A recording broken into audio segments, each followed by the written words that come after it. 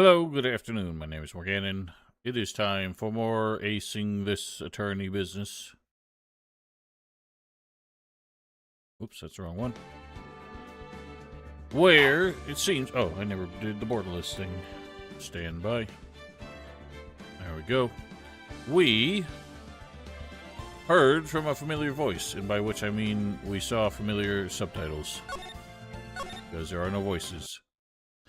So I'm curious to see how Edgeworth finally makes his entrance. Who will be this year's Grand Prix champion? Wasn't it Max? Didn't he win the Magician Grand Prix? Who are these dweebs?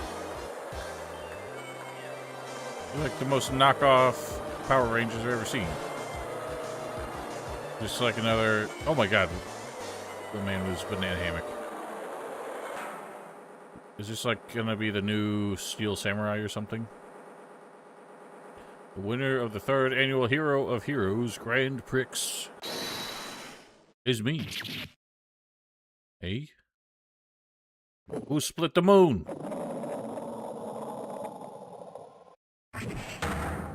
Oh, it's just a Steel Samurai again. The true hero of the night has appeared in the midst of our minds.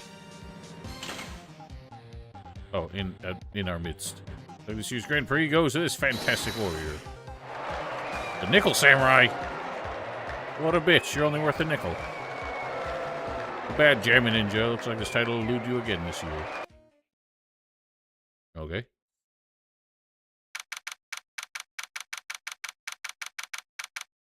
I know we've moved on from the Steel Samurai, but like, what happened to the pink one? I don't remember her name. Apparently, she's fallen from grace as well in the meantime. Gatewater Hotel, Viola Hall. Alright, yes. Did you hear that, Nick? Did you? Nickel Samurai, he did it. What he done? He sure did. I'm getting too old for this. Well, let me have some of that turkey back there. Oh, it's this guy.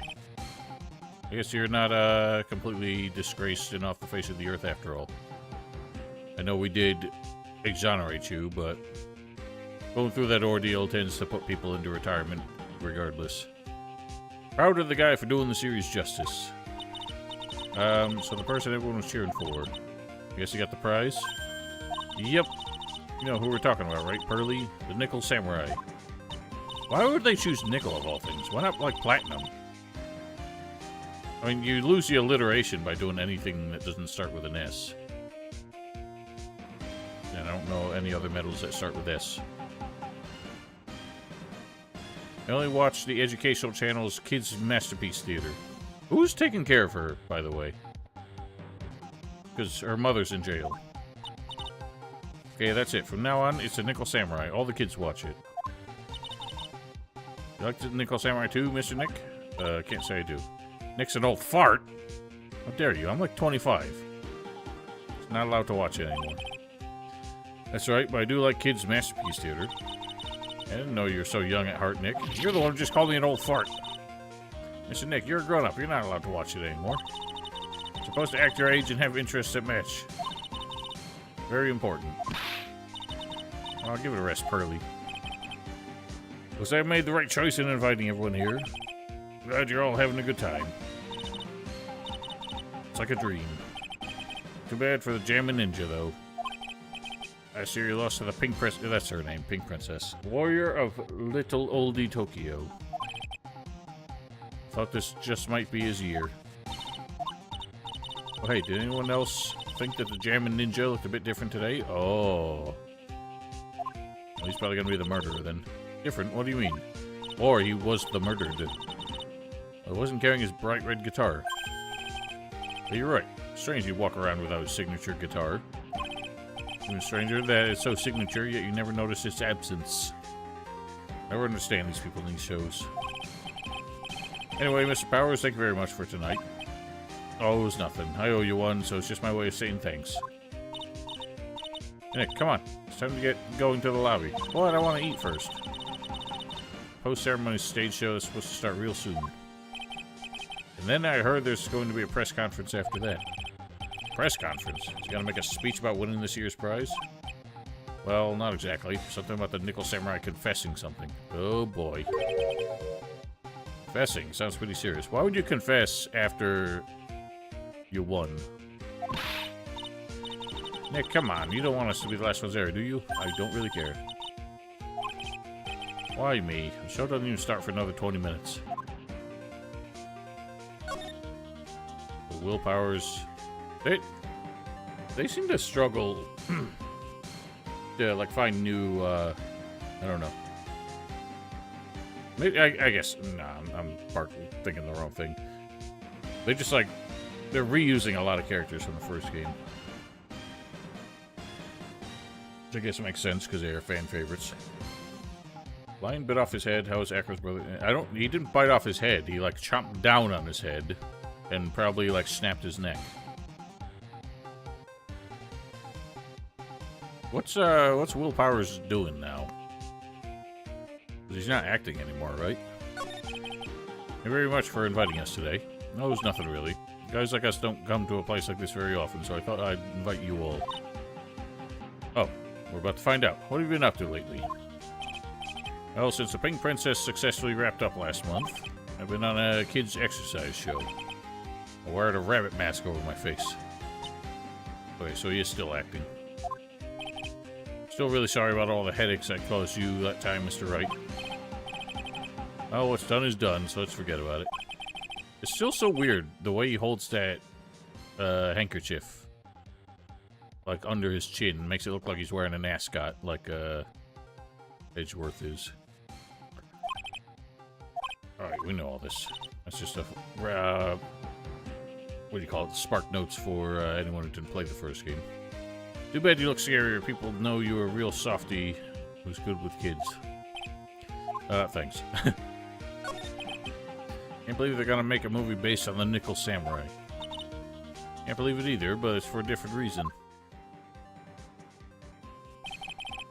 The Steel Samurai, an epic story of one hero in a desperate fight against his arch-nemesis, the evil magistrate in the city of Neo-Oldie Tokyo. Last year, they started a new series, The Nickel Samurai. New series seems to be a hit with the kids, too. That arm business is a bit weird. Like, everything else is so, like, sleek. But the arm is very, like, rustic looking. Not rustic as in, like, farmhouse, but, like, very old tech. Rusty looking.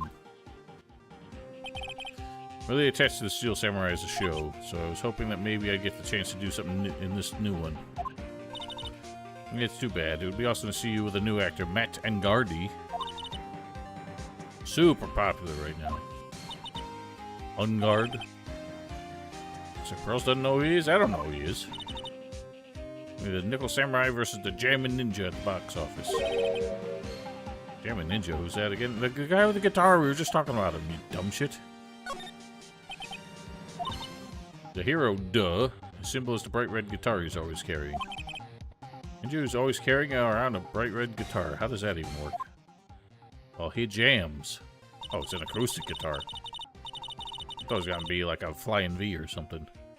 Scarf around his neck and a guitar in hand, he rises to stardom in an ancient time. Ninja who becomes a star? Yeah, ninja who becomes a star. Oh, he's also, seems to have stolen Acro's birds. Strong rivalry between the two of them. Global Studios Nickel Samurai and Worldwide Studios Jammin' Ninja. They even air at the same time. You know what I heard? I heard those two don't get along at all. Nickel Samurai's Engard and the guy who plays the Jammin' Ninja, I mean. The Samurai speaks French? What? That's not... Is that French? I always thought that was Spanish for some reason. Guess even the world of heroes isn't a sparkling happy place. Well, well. Move to the hallway.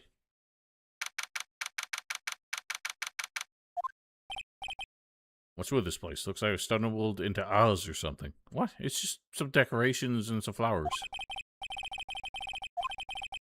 Maybe I should visit it. Oh, he needs to go to the bathroom. What? I guess he doesn't.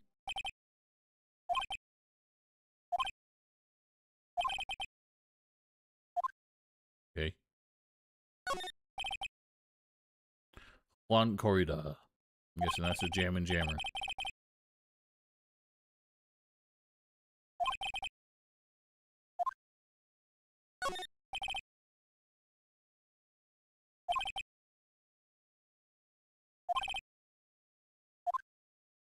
Oh, yeah, just get some roadies to do it for you.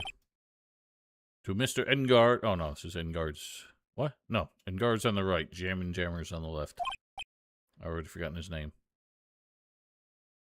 Juan Corrida. Yeah, oh, shit don't work that way, Nick.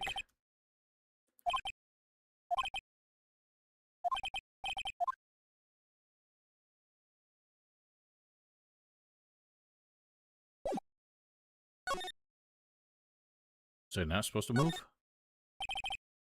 Sounds like the post-ceremony show is about to start. Okay, why did I go back there just for that, and then came back out here? I don't feel like I learned anything except the guy's name. I'm so pumped! Wonder if he's gonna show off his special move today. Wow, way to go, Val. I thought my notification, like my alerts weren't working because that didn't make a sound, but then I realized I don't have a sound for that one. And that is not my age. I am 6 years short of that.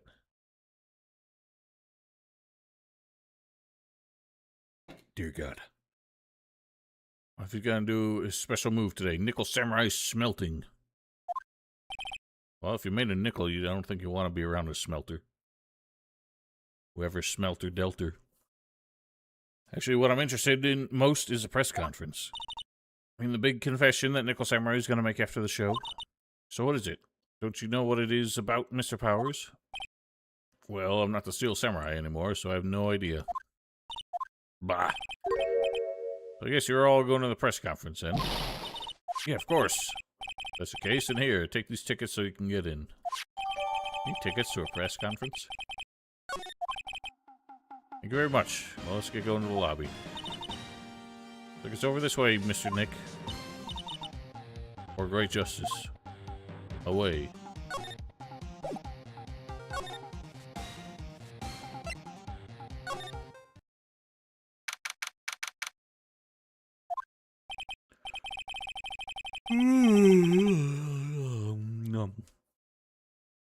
A really gaudy hotel would have such a large, gaudy lobby to match. I think they're going to have the post-ceremony show over there. Using a compact stage, I see. I'm all ready to use my special samurai power. You have no such thing. Looks like she's ready to start a fight. Your attention, please. Your attention, please. The Nickel Samurai's post-ceremony stage show will not be held tonight due to unforeseen circumstances. What? Why? Ow, you didn't have to pinch me. Pinch yourself if you don't believe in it. Ask for everyone's cooperation at this time, so please stay where you are. Uh-oh. Special request from the police. Police? Did they just say the police? You want me to go check out what's going on? Wait, I'll come with you. Freeze, you two! Did you just hear the announcement just now? It just finished telling you not to move. A voice. I've heard that voice somewhere before. Who's this spaceman? Oh, so youth these days can't be bothered to just listen to other people when they talk. Just the other day it was the same thing. There's this. Okay. They're doing this thing again.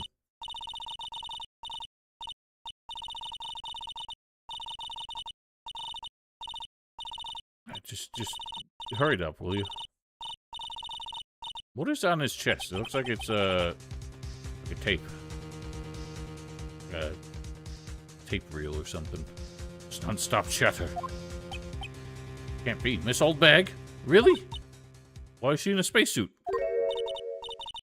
What's it, you young whippersnappers? Do I know you? Oh, dear. Wait, you! You're Powers, aren't you? Yeah. About what happened back then. You didn't even get nominated this year, did you? Well, that's right. You're doing that children's exercise program, trying to play nice. Yeah, that's me. Thankfully, I still have a job. I mean, you can afford a fucking bitchin' tuxedo, at least. And get invited to these events. You can't be doing too bad. I love that show, and you're a hoot. You're the Big Brother character, right? Even with your face covered by a mat. Okay.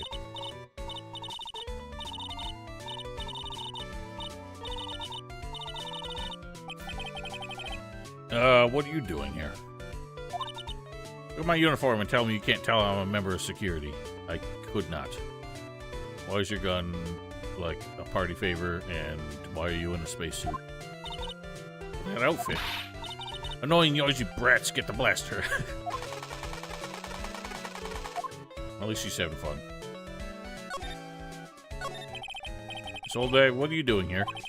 What happened to your position at Global Studios?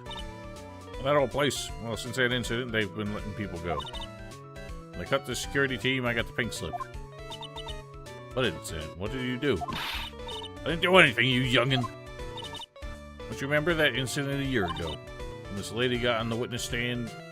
and testified. Yeah. And you, weren't you the one who was bullying me, this fragile girl at heart? I plead the fifth. You know, I think maybe I rubbed the upper management the wrong way by testifying. Yeah, that has to be it. Everything is all your fault. Me? Thought about being a bodyguard at first after being handed old Pinky. You, a bodyguard? Well, your friend, that fiery, good-looking guy with the red jacket and the ruffles. Mr. Edgeworth? But sort of arrangement would be entirely too troublesome for me. What he said to me. What did I ever do to deserve that? Stop shooting me, lady. So did just something happen? I don't have all the details, but looks like another one of those incidents happened again. Incident? Like a murder kind of incident? Maybe. See, I'm a bit of a devilish woman. Wherever I go, showers of blood are sure to follow. Jesus. Such a cheerful song and expression. Just say, hey, murders happen where I go. But you didn't even know that. And shouldn't you quit being a security guard, at least for other people's sake? Silence, whippersnapper. Rat-tat-tat-tat. Hey, Nick. What is it? Oh, I don't like that devilish smile playing on your lips. Make like you're going to the bathroom and check things out. No way. The police told us not to go anywhere, remember? Ah, how boring. Such a boring guy. You've got no motivation, no spirit. You've got too much spirit. Spirits that possess you. What's going on? Are you giving Mystic Maya trouble again, Mr. Nick? Not you too, Pearls. Please don't stick your little nose into this one. So let's do this, Pearly. There's one time at lawyer camp, Nick. Okay, I get it. Let's go take a look. What happened at lawyer camp? What is a lawyer camp? You put bears on trial? Walk over miles of hot coals for Mystic Maya, wouldn't you, Nick? It'd be every time we work a case together. Well, what are we waiting for? Let's go already. Right. See ya, old bag. Nothing really out of the ordinary here. So much lobster. Don't look like it happened here. Better go look somewhere else. Alright, then let's try... Excuse me. Oh, no. It's this guy again, isn't it? Oh, no. What the hell's wrong with your face? Why are you a man in half, but then again? If by chance, Miss Maya Fey, you have a phone call waiting for you at the front desk. A call? I wonder if it's from Karain Village. You guys go on ahead, and I'll be right there, okay? Okay. I feel like she's getting into trouble again. Why is that man so creepy? A little exciting and a little scary. Indubitably. What does he say about all the food? A feast fit for a king. First time I ate that food. What's it called again? Started with a key. Kiwi? That's right, a kiwi. Sweet but sour fruit all in one. I've never actually eaten a kiwi. I've had kiwi flavored things and did not care for it. I've never wanted a real one. Only vegetables all her life. Jesus. I wonder she's so small. Need some protein.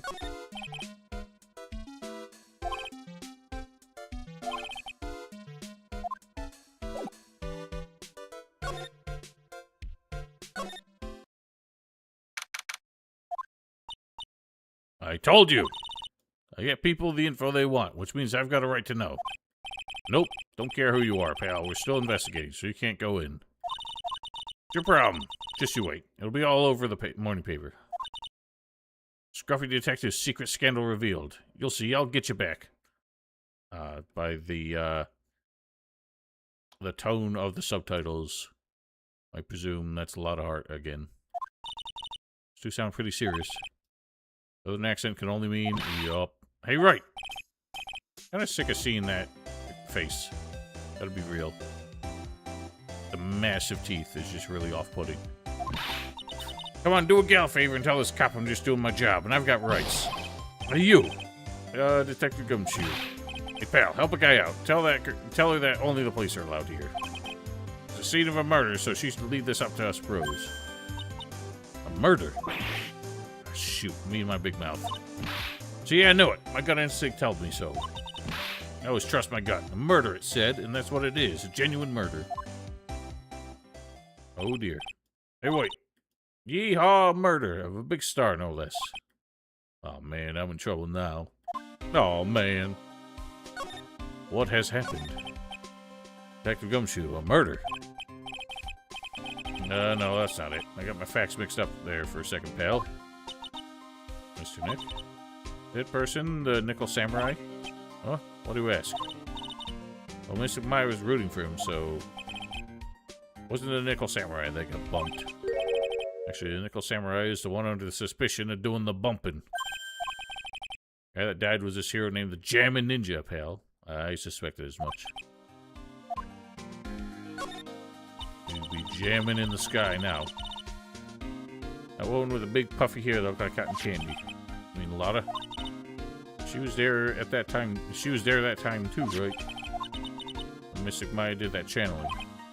Well, that time. Lotta's just a journalist, so that's why she was there. Journalist. It's like she was hanging around here before the murder happened. Hanging around? Yeah, hiding in wait of the door, in front of the Jammin' Ninja's door, pal. Why would she... She wouldn't tell me, pal. Just said something about getting my big scoop. Scoop? What sort of news could she be after? She's probably just trying to, get the dirt on the drama between the two, but now that it's turned into a murder investigation, she's even more excited. Oh. I didn't think I was that tired until I started streaming. Give me a second.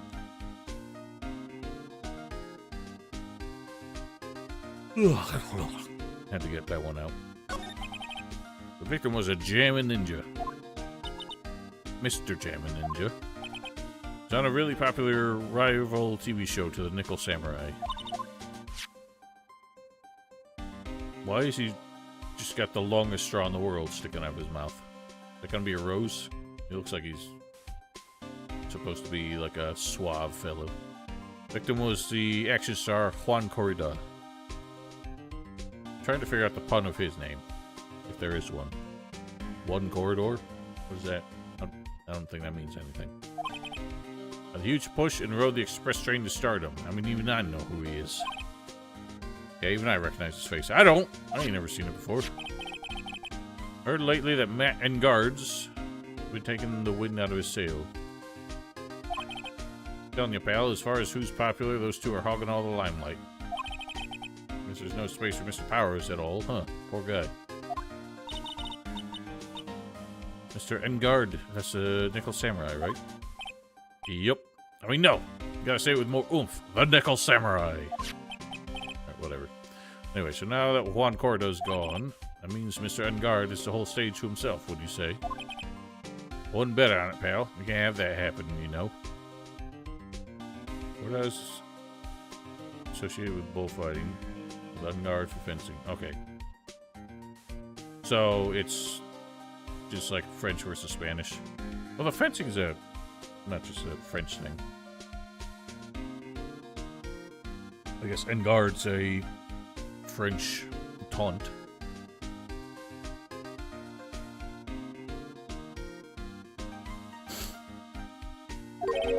Can't have that happen. What's that supposed to mean, I wonder? I just figured you can't have it happen because he murdered a man. And he should not get away with that.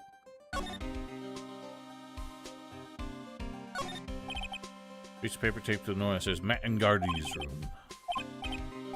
Right. Oh, not much to see yet.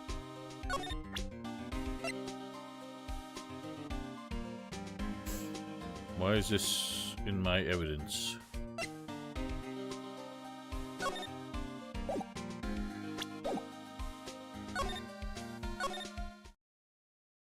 Oh, now we know the deets.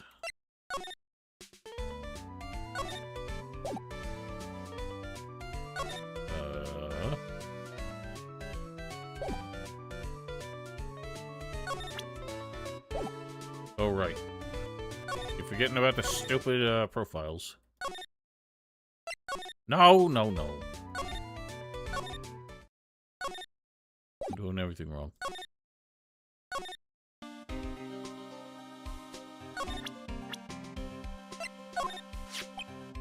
Here goes Samurai. He really took the Grand Prix tonight. I was a big fan of his. Really? Oh, I'm sorry then. Why are you sorry? Matt Engard was just arrested, pal. On suspicion of murdering Juan Corda. What?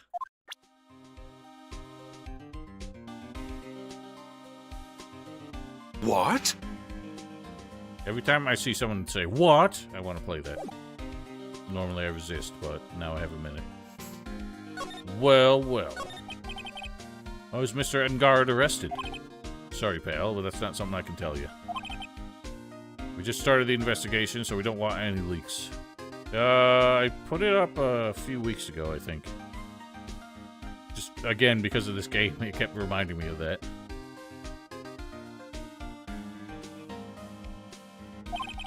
It's like this, yet another Steel Samurai Heroes in hot water. Well, as long as Mr. Powers isn't arrested for it again. I think I got a sunburn, I think. Hopefully not poison ivy with it. Mystic Maya knew about this. Yeah, I know. You'd make me take this case, I know. Well... let's ask you about the man. Not a real fan of action shows or anything. But I know who Juan Corda and Matt and Gardy are. Can't talk about one without talking about the other, I guess. They even debuted around the same time. So they have this fiery rivalry with each other. Kinda like you and me, pal. What? I thought we were buds. I never knew he thought of me as a rival. It's a bit one-sided, isn't it? And it doesn't help that you often end up helping me.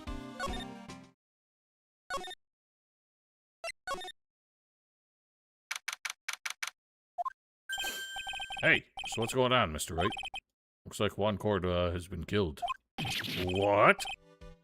Look, he was murdered. The suspect was arrested. The suspect is Matt Engard. You're joking, right?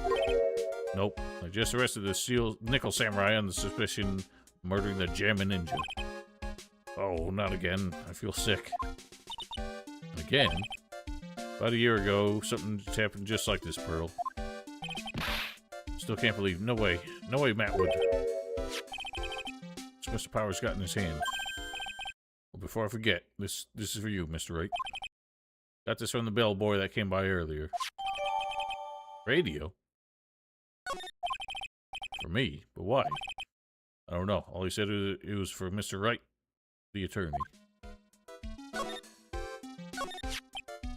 Matt is the most energetic and active actor out there right now. The Nickel Samurai really sealed his place as a pop idol, but kept adding... oh, that's a new expression. Kept adding fuel to the fire of his rivalry with Juan anyway. Mr. Juan, he was jamming... yes, we know this. God, every time, like, the name comes up, someone needs to be reminded who they are.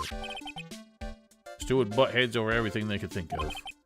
I'd say that Matt was the one who almost always came up on top. Guess some people only know how to relate to others by butting heads like a ram. Juan said that he'd take on Matt this time too, so he joined the rival TV show. There was a Jammin' Ninja, stylish Nickel Samurai, and the burnin' Jammin' Ninja. These are terrible concepts. Things turned real messy real fast with those two using their shows for their war. And the final tally, look around, it's pretty obvious how things ended up. Matt even won the Grand Prix this year. Final win over his rival, I guess. Not at this point. I think his final win was murdering him. Gengard was going to hold a press conference, wasn't he? That's what I heard. If you wanted to get the technical about it, it was the Nickel Samurai's conference. Nickel Samurai's? Yeah, he was supposed to wear his costume and give the press conference that way. It's going to be in costume, but why? Not sure. They don't keep me in the loop anymore. Poor guy. Just wondering, where's Miss Maya? She's been gone a long time. Now that she mentioned it, Maya's only going to answer a phone call. Maybe she got lost. Take a quick look around for her. Don't wander off, you're like 6 years old. Beep beep beep. What is it, Mr. Nick? Huh? I'm not sure. Coming out from this transceiver. Beep. Yes, hello? Right here. This is Mr. Phoenix Wright, the attorney. And you are?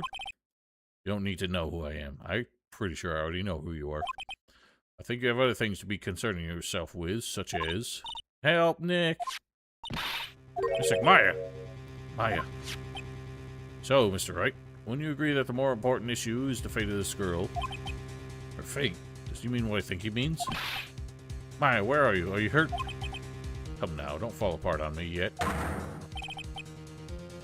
No, it can't be. I'll have your attention, Mr. Attorney. I have a modest proposal for you. Who keeps banging me on the head, though? If you do what I require, then I will return your valuable item unharmed.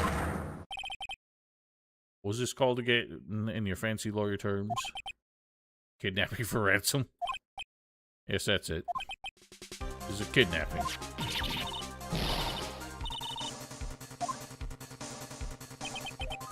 My sight, everything's fading away. Why am I dying? Maya's been kidnapped. Are you there? Mr. Attorney, are you there? How much? How much do you want? Very good, Mr. Attorney. Glad you have such a good grasp of the situation. Hurry up and state your condition, and then return Maya. Money is not what I seek. What I want is a certain verdict. I'd like a complete acquittal. Complete acquittal? What in the world would you have done to need... I'm not the person you will be representing. You're currently at the Gatewater Hotel, are you not?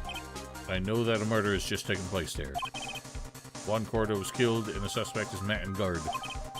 You're, as expected, quite on top of things, Mr. Attorney. Now then, what I want is very simple. I want you to obtain a complete acquittal for Matt and Guard. Matt and Guard, but why? Did not kill anyone, I can attest to that. However what? However, someone is framing him for the murder. Very smart someone who's setting him up to take the fall. Agree and do what he wants. Can I believe he'll keep up his end of the bargain? I mean, what he wants is what should happen anyway, to be fair. If he's telling the truth and that Matt Engard is innocent. You are, of course, at liberty to take me at my word or not. However, there's one thing you can take as a fact. Right now, your precious item is with me in my possession. Yes, stop whining, Maya. We're talking. Adults are talking here. You have 2 days. Of course, tonight you'll be in questioning with the police. The trial is in 2 days. That trial, you will win a not guilty verdict. Remember, you only have one chance. One chance, Mr. Attorney. Expect me to get a not guilty in one trial day? Yes, exactly. I don't believe I was wrong in choosing you, so don't let me down. Oh yes, that's right. Now that I'm playing the role of the kidnapper, you can't pass up the chance to say, don't even think about calling the cops. Not great, but you get the idea. Damn it, who? Who the hell are you? Very well, I'll tell you that much. My name is... The Killer! What a dumbass.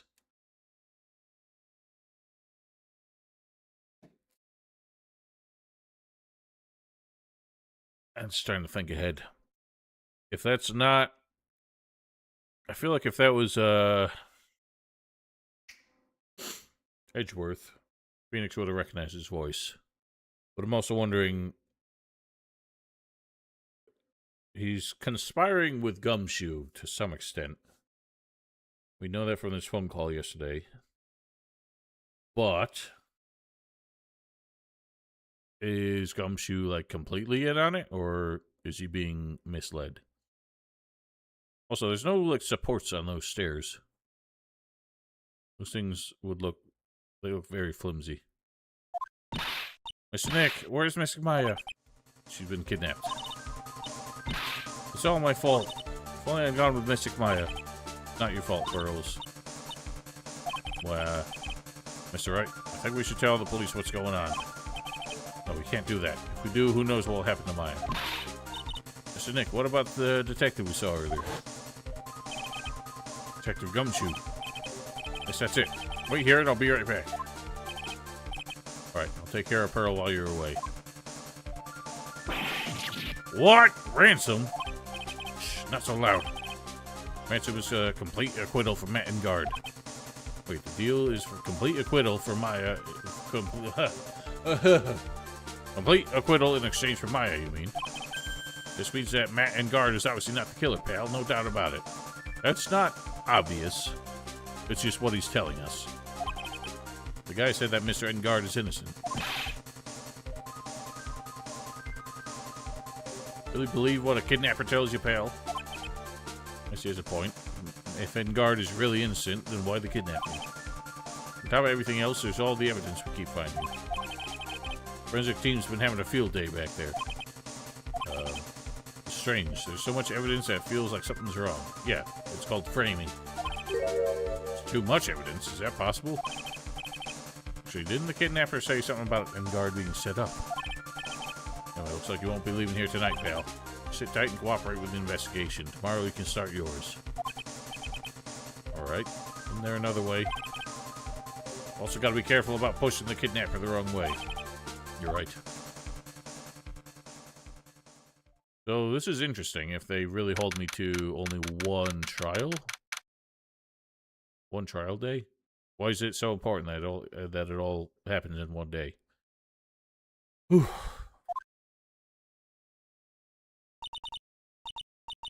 Ow, my head. Oh, we are in Maya form now. Where am I? I wonder if I'm still in that hotel. Well, we seem to be in a wine closet. What happened to me? Come on, guys, this isn't funny anymore. Click. Oh, it's just this man. Guess you have awoken. Who are you? Me? I'm known as the Killer.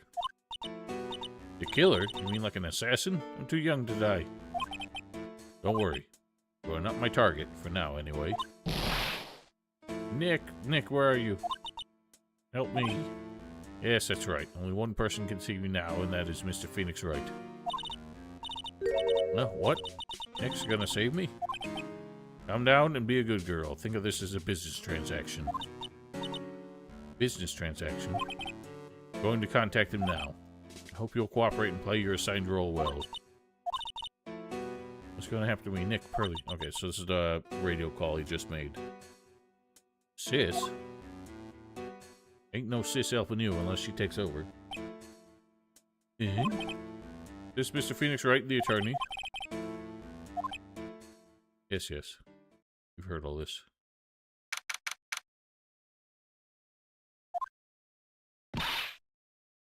Good morning. Morning, Pearls. Mr. Nick, come on, let's hurry and go see Mr. Engardy. Have to wait a bit, Pearls. Visiting hours don't start until 9, so... Oh, I see. Mystic Maya, if only I'd gone with you. Poor Pearl, she's been like this since last night. Why is she staying with me? She needs a legal guardian.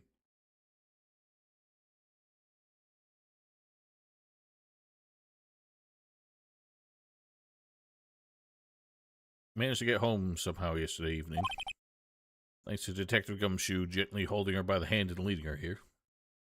Yes, but then she becomes like a ward of the state, at least until that's sorted out. Doesn't just go to the next person at hand. By the looks of it, I don't think Pearls has got any sleep at all last night. Nick Mystic Maya, is she alright? Yeah, she's alright. Either way, I'm gonna save her. You can trust me on that. Only able to stay this calm and collected because Pearls is doing the crying for both of us.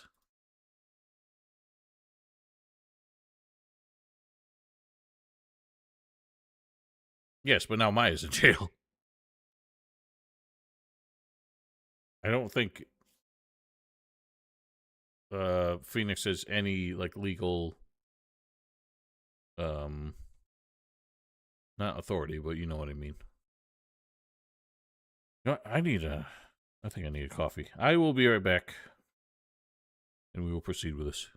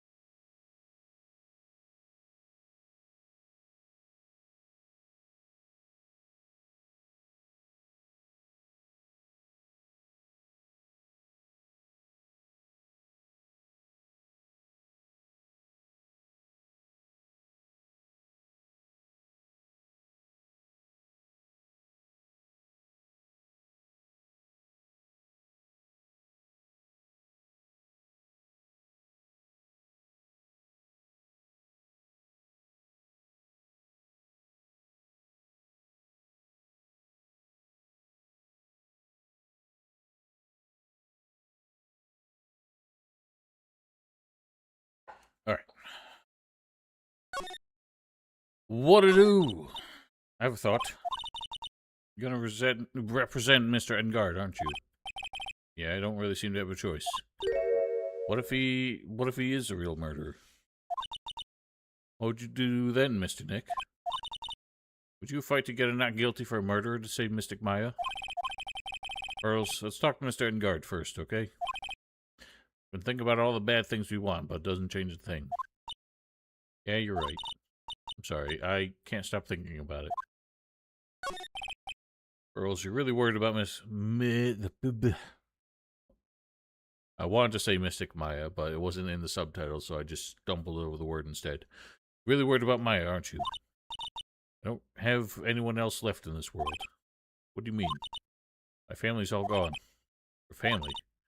My father, he left my mother in the village behind and went away. Sorry. My mother, she did that thing all for me. Mystic Maya, she's like a sister to me.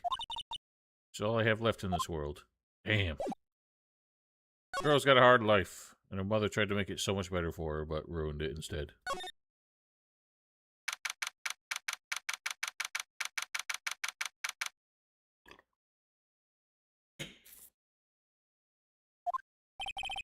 Couldn't wait for visiting hours to start, so Pearls and I came down here early. Visit one nickel samurai charged with the murder of the Jammin Ninja. Being allowed in early? What a stupid coat you're wearing. I feel like they would definitely confiscate that wristband, because that looks like it would be used as a bludgeon. Good morning, how are you today? I know the situation might be a little tough for you. We're... Oh, sorry, dude. I already signed up. Excuse me? I already have life insurance. I signed up a long time ago because my job is, you know... Oh, no. We're not insurance salespeople. Really?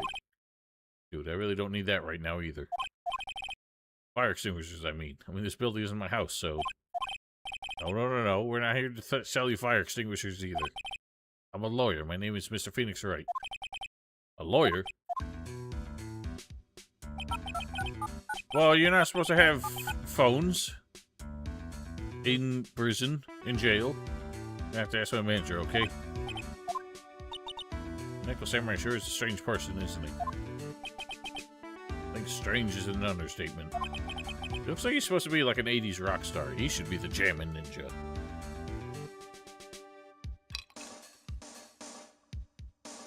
Sorry about that. You're just in time. Huh? You're a lawyer dude, right? My manager's looking for a good one right now, so how about it? Mr. Nick, this is our chance. To make him let me take his case, I have to. Mattengard. Sorry to intrude, but I'd like to ask you a few personal questions. That's okay, but dude, my autobiography's coming out soon, so... Autobiography implies that you wrote it yourself, and I have a feeling you did not. If I say stuff without the publisher's approval, then I'm gonna be in real hot water. Hold on a second. I'm gonna ask my publisher, okay? Mr. Engard is so lucky, he has so many people he can talk to. I don't know if he actually has anyone he can really talk to. Sorry about that. Like I thought, the publisher said it would be real bad if I said anything, dude. You have a mind of his own. Mr. Engard, I would like to ask you about the murder. Oh, you covering this for a tabloid as a side job, dude? Well, if you want my statement on this, you should ask through my staff. No, I'm not asking on behalf of a tabloid. God, you and your fucking phone calls. Waste so much time with that animation. You alright, Mr. Nick? Talking about Mr. Engard's brain here, I wouldn't put my money on it. Sorry about that. Studio president said, you Neo Mount Fuji itself knows that I'm not the real murderer. No one cares.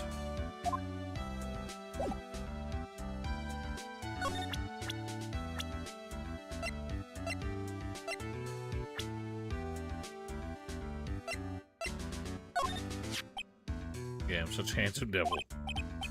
Yeah. I'm way good at sports. Karate, tennis, judo, soccer, football, hockey, fencing. Yeah, well, they were in the ballpark at least.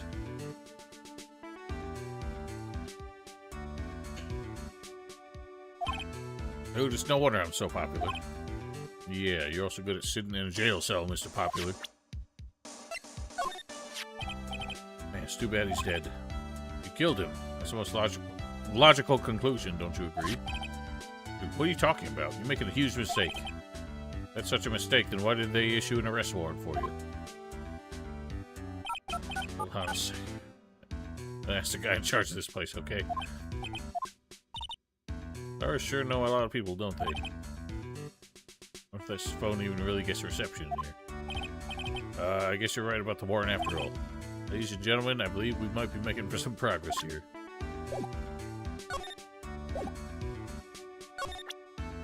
Well, what else can I present them?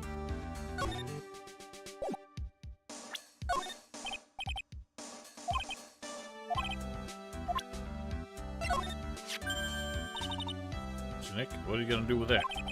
I don't know just yet. I figured I could at least show it to him. That transceiver? Hey, it looks like a real nice one too. You got it as a present from someone. Interesting. I've also been instructed to take your case. What you heard from the transceiver? Yes. Dude, that's terrible. Don't let some disembodied boys boss you around. Well, it seems like you can't make any decisions without calling somebody through your fucking wrist phone first. Exactly. Thank you, Nick. I'm glad we're on the same page. I don't think this does anything. Take it for the press conference. We're gonna give one after winning the Grand Prix, right? Huh? Me? Yes, while you're in costume, no less. I never heard anything like that, dude. I only heard about the stage show. Always leave that kind of stuff to my manager. You didn't know? That's odd. Well, dude, I think it's about time for me to get going. Please, wait. I really need to take your case. Always other people in need of a lawyer, right? Want me to introduce you to a few? Please let Mr. Nick represent you. Man, oh man, lawyers these days. Now you dudes use kids to pull in clients too? If you don't take me as your lawyer, the D-Killer's gonna... Wait, what did you just say? D-Killer. D-Killer? What's he doing? Looks like he's mulling something over. Alright, dude. I accept your terms. Huh? I'll let you represent me in court. We did it, Mr. Nick. Yeah. I feel any better for it, and he doesn't look too happy either. Go ahead, ask me anything. I'll help out as much as I can. Alright, so you know this man. You know Dick Killer. Man, I thank my lucky stars that people know my name. Well, you're quite the hero, and you're in the national spotlight. I didn't know who he was. Does that mean I'm not a good citizen? Really great to be the Nickel Samurai. Dude, lately I just keep getting more and more popular. True enough. Nickel Samurai is very popular among high schoolers and secretaries right now. Really? Why them? They seem a little out of the age bracket. Mr. Engard is a way of catching the eyes of women. I mean, sure. You know my motto? Refreshing like a spring breeze. That's what I am. But this kind of situation, it's this kind of scandal is disastrous, dude. I mean, even if I get out of here tomorrow, it's still gonna look bad. Everyone loves a good scandal. Can you tell me about your activities last night? After I got the award, I took a break and went back to my room. I had that post-ceremony stage show to do. I was in my Nickel Samurai costume. You were alone the entire time?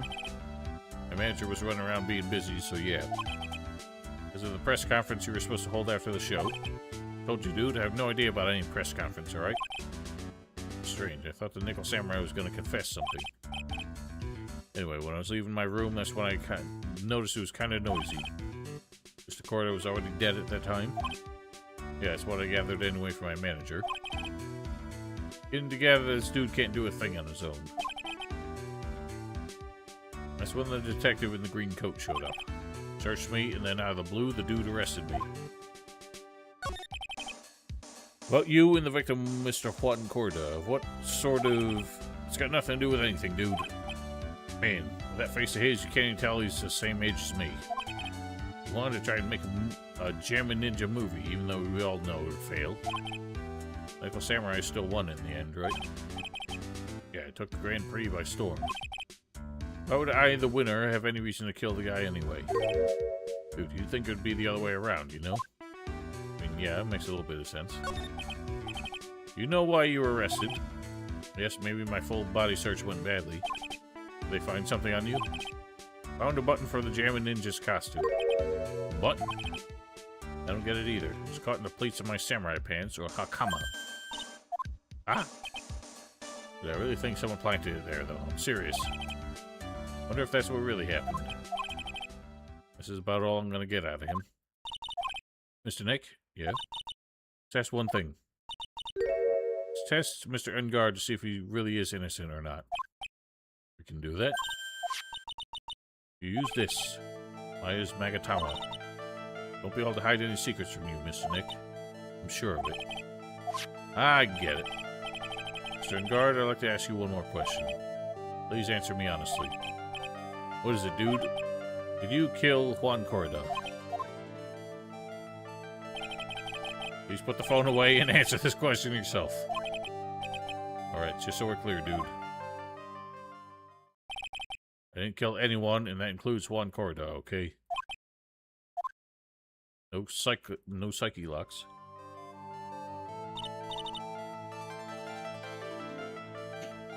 Well, Mr. Nick? Nothing. Not a chain or lock in sight. Means it's alright to trust him. It does appear that way. Well, at least I can breathe a sigh of relief knowing my client is innocent. The trial's tomorrow, right? Counting on you, dude. I'm counting on me, too. That was a very... What? That can't be all the investigation. Surely not. We only have 1 day to finish it. There's 7 hours of this case, apparently.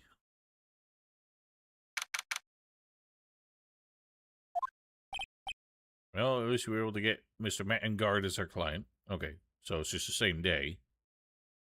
A little bit weird that they had a chapter break there. We know that he didn't do it, which is very important. So what do we do now? Well, the trial's tomorrow, and we only get this one chance. There's only one way to prove Mr. Engard's innocence. We have to find the real killer. Okay, then let's start looking. Since there are no psych locks, that means we can trust Mr. Engard to be innocent. Feel much better knowing that. Ever since last night, I was so worried that I kept wondering, what if he's the real killer? What then? Well, he ain't, so stop worrying. There's something I want to ask you, Pearls. What is it? Why are you so interested in how Maya and I get along? I mean, she and I don't have anything special, but... Huh? What do you mean? I thought you and Mystic Maya were mistaken all this time? No way. Well, at least she... I mean, at least she, believed it instantly. It wasn't just going to be a recurring joke that she refused to believe that we were not an item. Maybe I should have just left it alone. Mr. Nick, stop it. Don't hide your true feelings from me. Oh, never mind. I think we should start actually investigating. We'll go back to him once we get some more information. Hey, what do you think you're doing? Can't come in without... Good morning. Hold on, it's you. What are you doing around here?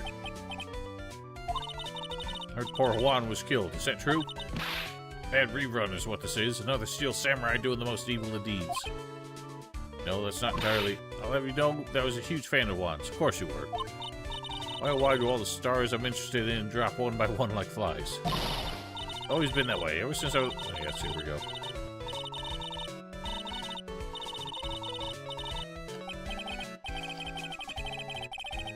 See, I wanted to ask you about the murder and what happened. Don't push me, boy. Mr. Nick? I couldn't hear everything she said because she was talking so fast. Yeah, I just stopped paying attention. Don't worry. Miss Oldbag, could you please speak a little slower? Don't boss me around, you spiky-haired smarty pants. Stop shooting me. This is a weird, like, character pivot for her. Like, she's still the same, but the gimmick of the spacesuit and the laser gun... quite strange. I guess since she was security guard, she always wanted a gun, but security guards don't actually carry guns. My dear Hammer died a year ago in that dreadful murder. And only recently did I finally find a star that made this heart go ba-dump again. Yeah, it's probably the only time it's beat in fucking 20 years. I don't know what to say. I ask you, what does every star it's here for end up kicking the bucket? And watch your words. No one's gonna get away with saying anything bad about my Juan. I hesitated actually finishing that because I thought she was gonna go on a rant again. I haven't said anything. I don't believe a word that woman says anyway. Huh? What woman? Irritating backwater girl with the afro and the horrible country accent. I mean, what is that manner of speaking supposed to be, and why does she never stop? Why don't you ever stop? Dude, one of these days, they don't know the... Yes, here we go.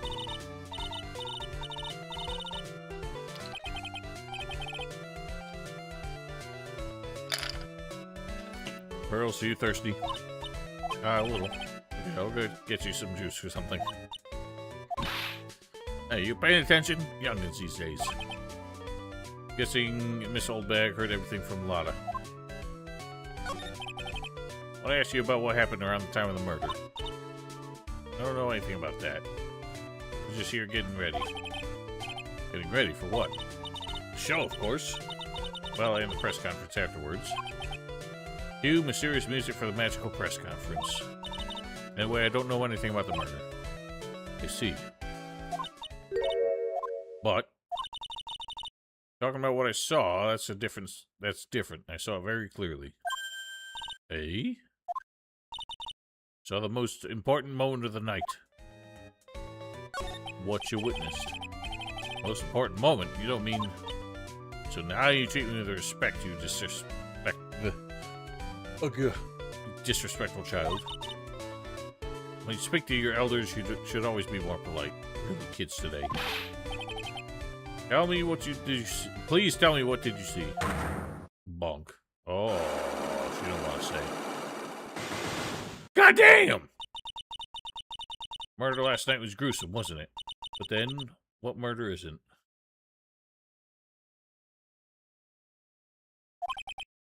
Please don't stray onto another tangent, please. Want to hear more? Then show your respect and bring this lady a present. Oh my god. Oh. I don't want to look at that face anymore.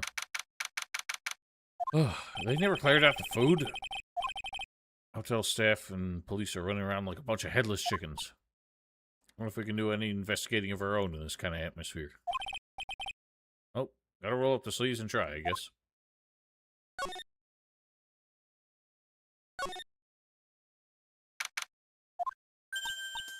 Hey, you're here. Been waiting for you, Mr. Lawyer. Hey, Mr. Cop fella. The thief showed his face. What? Arrest him, put him on trial, find him guilty, give him the death penalty. What's wrong, Lotta? You feeling alright?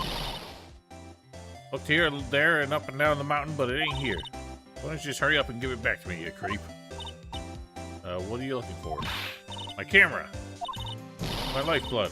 I'm gonna die without my $700 camera. Camera? Look, don't lots of people say the criminal always goes back to the scene of the crime.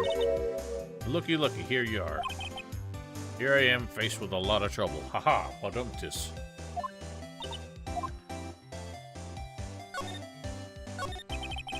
You lost your camera. It ain't no ordinary camera. You buy it in a store and it's $1,600 brand new. Didn't you just say you bought it for $700?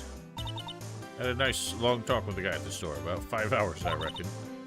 Made this itty-bitty scratch on it, and the manager got all huffed up in the face. Gave me a talking to, and was real mean about it, too. Don't make me cry at that. When did you lose your camera? Last night after the murder happened. Must have been when I was busy running around looking into things. When I lost sight of my dear, darling, expensive sweetie. Lotta, what did you capture with that expensive camera of yours? I don't rightly know. Snapped a shot of anything that caught my eye. I don't remember. Besides, I couldn't get anything from my big scoop. Or if Lotta's missing camera is even connected to the murder. There's a suspiciously shaped package. I don't think you normally store cameras with the lens on, if they're really expensive ones. Lotta, please tell me what you know about what happened at the time of the murder. Well, from before the ceremony last night, I was hanging around in this here area. Actually, I was here until around the time Mr. Ingard was arrested. What were you doing here? Sure you went to school, city boy? Wherever a lot of heart goes, there's a story to be found. A big scoop to be had. A big scoop. Told you before, I'm going to be the best tabloid photographer the world's ever seen. But of course, that means I'm always looking for the perfect shot. I wonder what scoop she was after this time. Well, I was also on the lookout for the other stars that were here. So maybe I wasn't here this entire time. Lottie, you sure you weren't here the entire time? So you could take a picture for your big scoop. Well, maybe I was, but that's what real journalists do. I had some juicy inside info, so I thought to myself, why not get a picture for proof? What kind of story is it that you would hang around here? God damn it, you two. All y'all bitches with all y'all secrets. Sorry, Mr. Lawyer, I can't be telling you that. Trade secret, you know. Not again. Why does everyone have something to hide? We stopped, haven't we? Take that, Mr. Lawyer. Glad someone around here is happy. Miss Lotta and your I rule smile. Don't get out of my way. I have shit to do. And guard. And he had a bloody dinner, it looks like. Why does he have 2 king-size beds in his suite? You don't need 2. You're just one man. Where are we? We're in Matt and Guard's dressing room. This is our client's room. May I help you with something? Wow, you're the most conventional-looking character in this entire game. We're Mr. Engar's lawyer, is correct? I gathered as much. He looks familiar in a weird way. Like I've seen another character that looks exactly like her. In another game, but I can't think of what it is. Not that she's very distinctive. I also look for lawyers on my end, but to no avail. How did you know I'm his lawyer? You were just saying that he's your client. In a situation like this, the only person who would use such a word would be his lawyer. Wow. A simple deduction, really. Well, aren't you clever? Trials tomorrow, and Mr. Engar's situation is looking rather grim. So you came here, one stop in your mad dash to find clues to build his case, correct? Well, you're not totally right, but you're not totally off either. Really not the time to be shown off, Mr. Nick. I'm Adrian Andrews. Hate to waste time, so let's get down to business. Alright. Maybe a small stature, but the appearances can be deceiving. I assume the first thing you need to know is what everyone was doing that night, correct? Yes, that is correct. Then I will tell you. For the award ceremony, I had dinner with Mr. Engard. In this very room, I might add. Dinner? What did you eat? Told you, I hate to waste time with trifling details. If you look at the table yourself, you wouldn't need to ask me. I can't. There's this. You're standing in front of it. And she's a lot of fun at parties. The award show was starting ahead for Viola Hall. And after the show ended, you came back to this room? No, I had some small errands to run. Helped with the preparations in the lobby. Preparations for the post-ceremony show, I guess. When it was time for the post-ceremony show, I came back to call for Mr. Engard. After that, I went to visit Mr. Corda. And that's when he found his body, isn't it? Really held strong through everything. Seemed to be mentally tough as nails. So, about you and... Stop right there. You aren't seriously about to ask how Mr. Engard and I are related, are you? Sorry. No idea how he chose you, how he could choose you as his lawyer. Could chose you. Right, you missed an O. Why does she have to go and say something like that? So, Nick, calm down and hang in there. Give you a shoulder rub to relieve your stress later, alright? I'll pass. I already gave you my name earlier, but I'll add that I'm Mr. Engard's manager. Manager. Speaking of managers, did the victim, Mr. Corda, have one? No, he did not. He didn't. Global Studios is a very different policy from Worldwide Studios. Now, Worldwide Studios does not assign individual managers to their stars. This industry is very ruthless and unforgiving. Actually, you look quite ruthless and unforgiving yourself to your poor partner. Dragging a little girl to places like this. Honestly. You're wrong. I'm doing this to help Mystic Maya. Girls, calm down and hang in there. Buy you juice later, alright?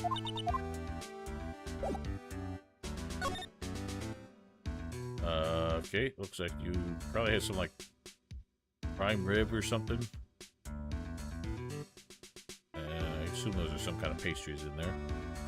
And some lovely tea. T-bone steaks? Those are not T-bones! Bitches gotta learn the shapes of bones. It's in the name, T.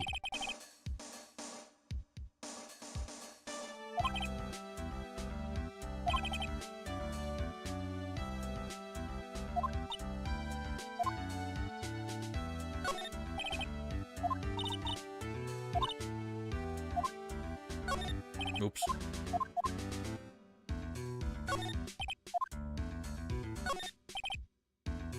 Samurai looking clothes on the sofa.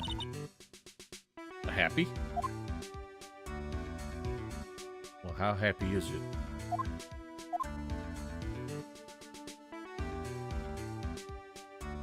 It appears I have seen all.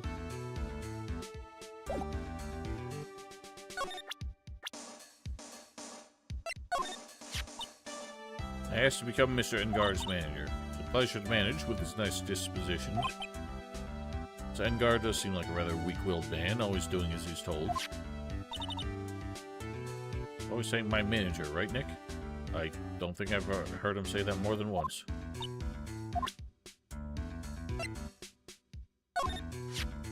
Did you know the victim, Mr. Corrida? Yes, I knew him. The world is such a small place, after all. You know about his rivalry with the Steel Samurai, or Nickel Samurai, Jesus. Honestly, they were like children when it came to that. Time and time again, those two competed with each other over the most trivial things. If either one of them wasn't so stubborn, then maybe no one would have needed to die. On a hunch, this woman knows more than she's letting on.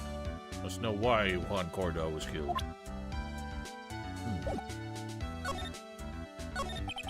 Do you have any ideas as to why Mr. Cordo was murdered? Why would you ask me about such a thing? Just doing my job, so do you have any ideas? Everyone's got something to hide. Sweet genius. She's got 4 as well. This is why this case takes so damn long, isn't it? I had the feeling. Alright, but there's nothing more I have to add to this conversation. Is psych lock, Mr. Nick? Yes, there's getting to be more and more of these lately.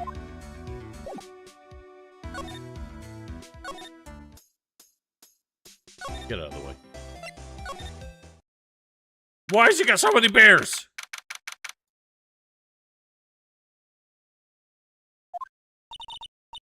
Where are we? We're in Mr. Juan Corda's room, Pearls.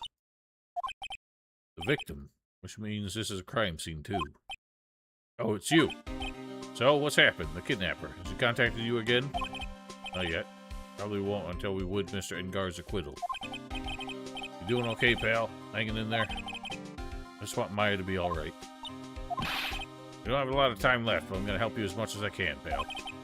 Can you do that, even if we want to look around the crime scene? Just this once. Special circumstances, right, pal? I'll even tell you everything I know, but you gotta keep quiet. It's my neck on the line here. Thank you. Well, that's right. We got you guys a map of the hotel, pal. Here you go, little missy. Wow, you're giving this to me? Thank you. Wouldn't want you to get lost in a hotel too big for its own good. You got a map. Congrats. Mr. Nick, I can't read what it says. Oh, I'll take care of that, I guess. You know what was the cause of death? Well, technically, the final autopsy report isn't out yet, but one look at the victim should tell you, pal. It should. Yeah, here's a picture. Oh, boy. That knife doesn't even look like it's that deep. I'm surprised that's even staying in there. It's not in, like, where any vitals are. Yeah, pal, it's a murder weapon. So you stabbed it to death. Looking at the fingerprints down at the lab right now. There are fingerprints on the knife? Yep, it looks like they're pretty sure they were Mr. Engard's prints, pal. That's bad, real bad. Crime photo. Why was Mr. Engard arrested? We had evidence on him. Evidence? Looks like the victim, Juan Corda, really put up a big fight. He even got a robot bear! Look at the crime scene and you can tell. There's like one broken thing on the ground. Okay, and a phone. Signs of a struggle everywhere. Not really. Yeah, well, during the fight, his button came off. Certain guard said something about a button. Something like one of the Jammin' Ninja's buttons got stuck in his hakama. That's not all. The witness, pal. The witness? Who is it? That lady, Miss Old Bag. Please say anyone but her. Prosecution has plenty of evidence to make a solid case. Not to mention there's something around where the... Huh? Something around where the Vic was that's a little off. That's a little off, as in that's for you to figure out, pal. Well, let's try to figure it out, Nick. Alright, I gotta use the bathroom and then we'll take a look.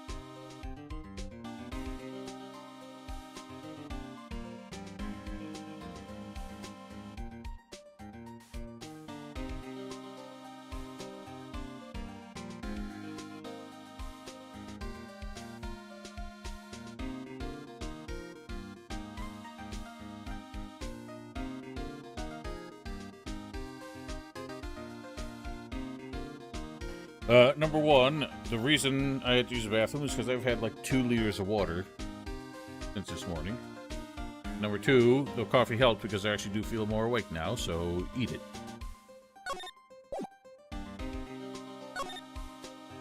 Awesome, one of bears. A lot of bears. Alarm clock ones, collector's edition, stuffed teddies, plastic models. Pretty overwhelming. Is there a kind of bear he doesn't have? It's unbearable.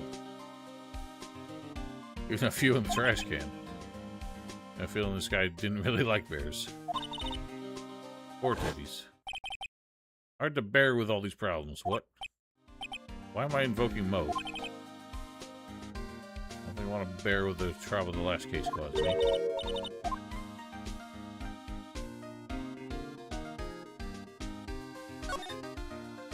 So messy here. Yeah, it seems so. Okay, well I had it before Nick did, and I did not get a vision of Mo in my mind. Electronic things here I've never seen before. Tell me what they are, pretty please. Okay, that over there is a watch. You wear it on your wrist. I know what a watch is. Oops. I was talking to Pearls, not mine. Oh, apparently, I guess Pearls is smarter. Oh, so that's a camera. Can we give that to what's her nuts? Lotta? many things, I believe it barely closes. Doesn't look like it would struggle to close. Close, a dryer, electric shaver, calculator.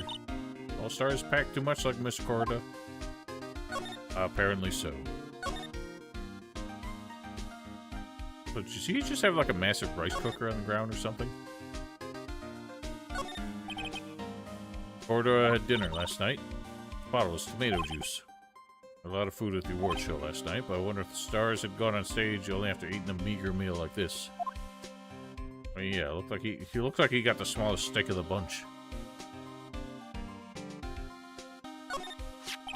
Oh, his guitar's missing.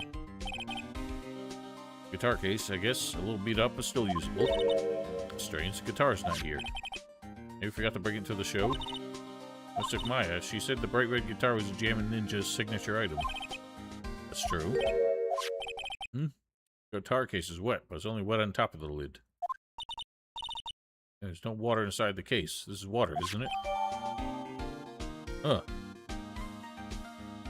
I mean, it looks like a vase might have smashed on it. So that means somebody opened it up and took the case. Took the guitar out. Bottles of cosmetics all over the floor. It's probably where Mr. Corda fought his assailant. Some bits of glass from it. Flower vase, maybe? There are flowers on top of the floor. Or flowers on the floor, but I don't know what they are. How much about flowers do you, Mr. Nick? No, I don't. Why would I? Beautiful wine glass, and there's tomato juice in it. Ew, tomato juice. I don't like it much. I don't like it either. Bottle on the table over there is probably where this came from. Makes sense, Nick. Deductive reasoning powers are sharp as ever. Doesn't it seem weird? What seems weird? I mean, everything else is scattered all over the floor. Oh, good point. Flower vase is broken and the makeup is strewn everywhere. Why is this glass the only thing that's still alright? Needs somebody put it there.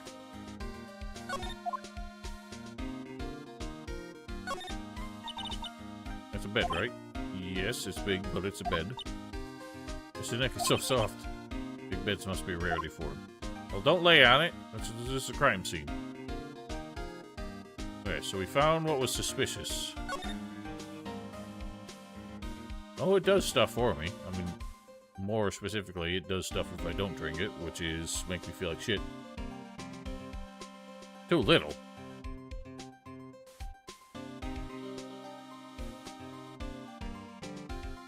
What has more, out of curiosity?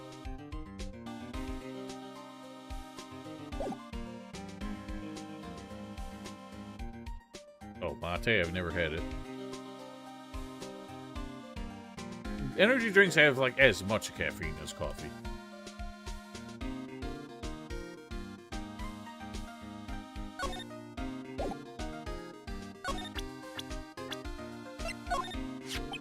About this wine glass. I don't think so. I'll just look up like Red Bull caffeine. Under 11 milligrams. That's like a cup of coffee.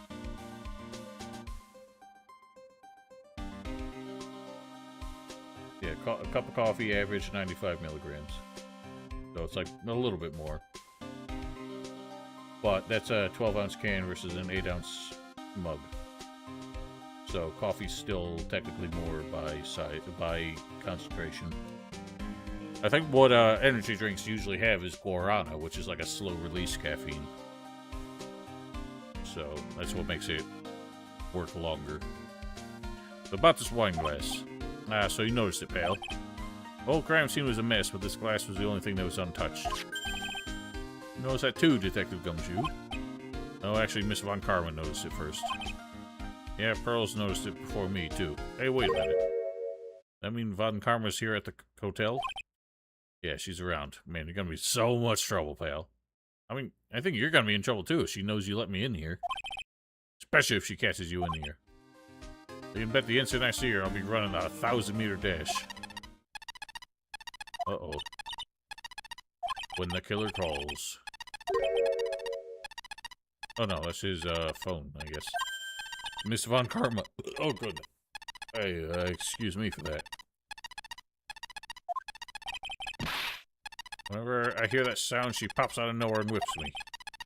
The thing of it, that's exactly what happened the last time. Sorry, I gotta make myself scarce. Later, pal. Oh, too late.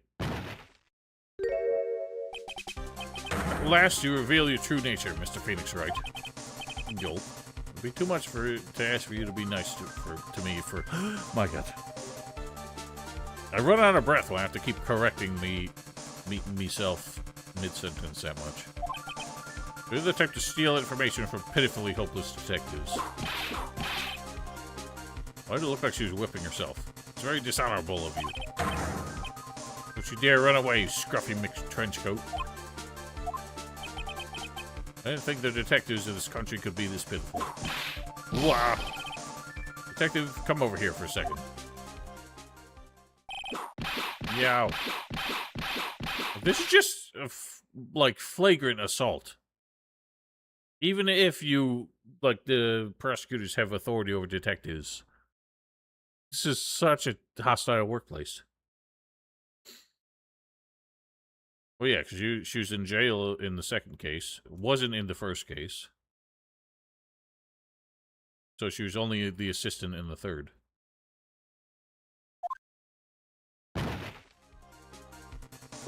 She was? I don't even remember the first case, I'll be honest. I've completely forgotten it. I remember some guy beat us over the head, so he had amnesia. Oh, that's right, because Nick didn't recognize her. Too stupid. What was the first case? I remember that the man beat us. We had a cell phone. Mr. Payne was back. Banana baseball glove, that was it, yeah.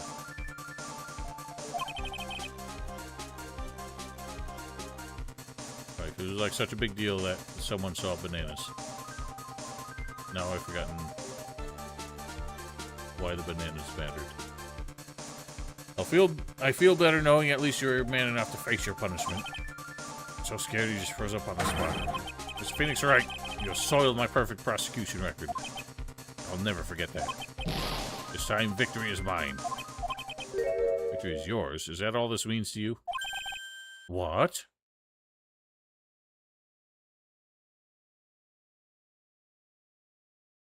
Oh, it moved. What?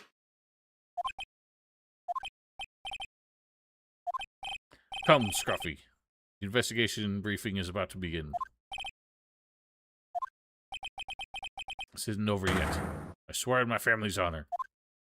Your family has no more honor left. Like, your father's in jail for murder. Honor went out the window a long time ago. What'd she throw at me now? What is this? To my dearest Wendy. This just means I gotta get back to the precinct now, pal. If you ever need me, come down to the Criminal Affairs Department, alright? You can try, if you can, try not to let Miss Von Karma see you. I'll do my best. Let's look at what we was given. Wait. What? He's gone. Huh? She gave me something, but it gone. What happened? What happened to the thing she threw at me?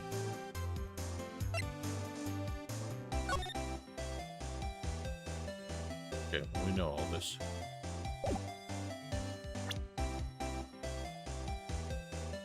Would you like a juice? So you got secrets, the manager has secrets, old bag has secrets.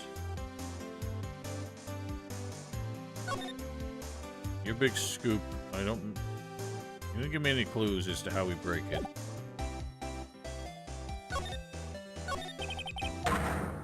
Bonk. Yeah, I need to Megatama it. Try and see what we need.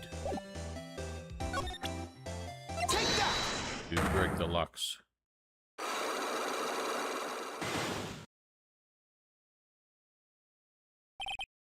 Big scope. Lara, will you please answer my questions? On the night of the murder, why were you loitering around the victim's room? Told you, didn't I, for my scoop? But I want to know the details of the scoop. It's not something I can tell you. I mean, that there is my bread and butter. Alright then, an unpleasant tabloid photographer looking for a scoop. I almost thought that said unpleasant looking. I'm gonna say that you're looking into a scandal. Could it be that you, a lot of heart, were looking for a big break with a huge story? Perhaps an unfolding scandal between Juan Corda and this person. Hold up, I'm gonna save. I can't be losing hit points. I know you get a lot back when you finish these, but I just wanna not deal with it.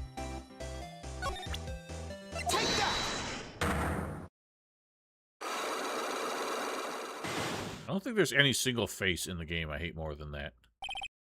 The big toothy grimace.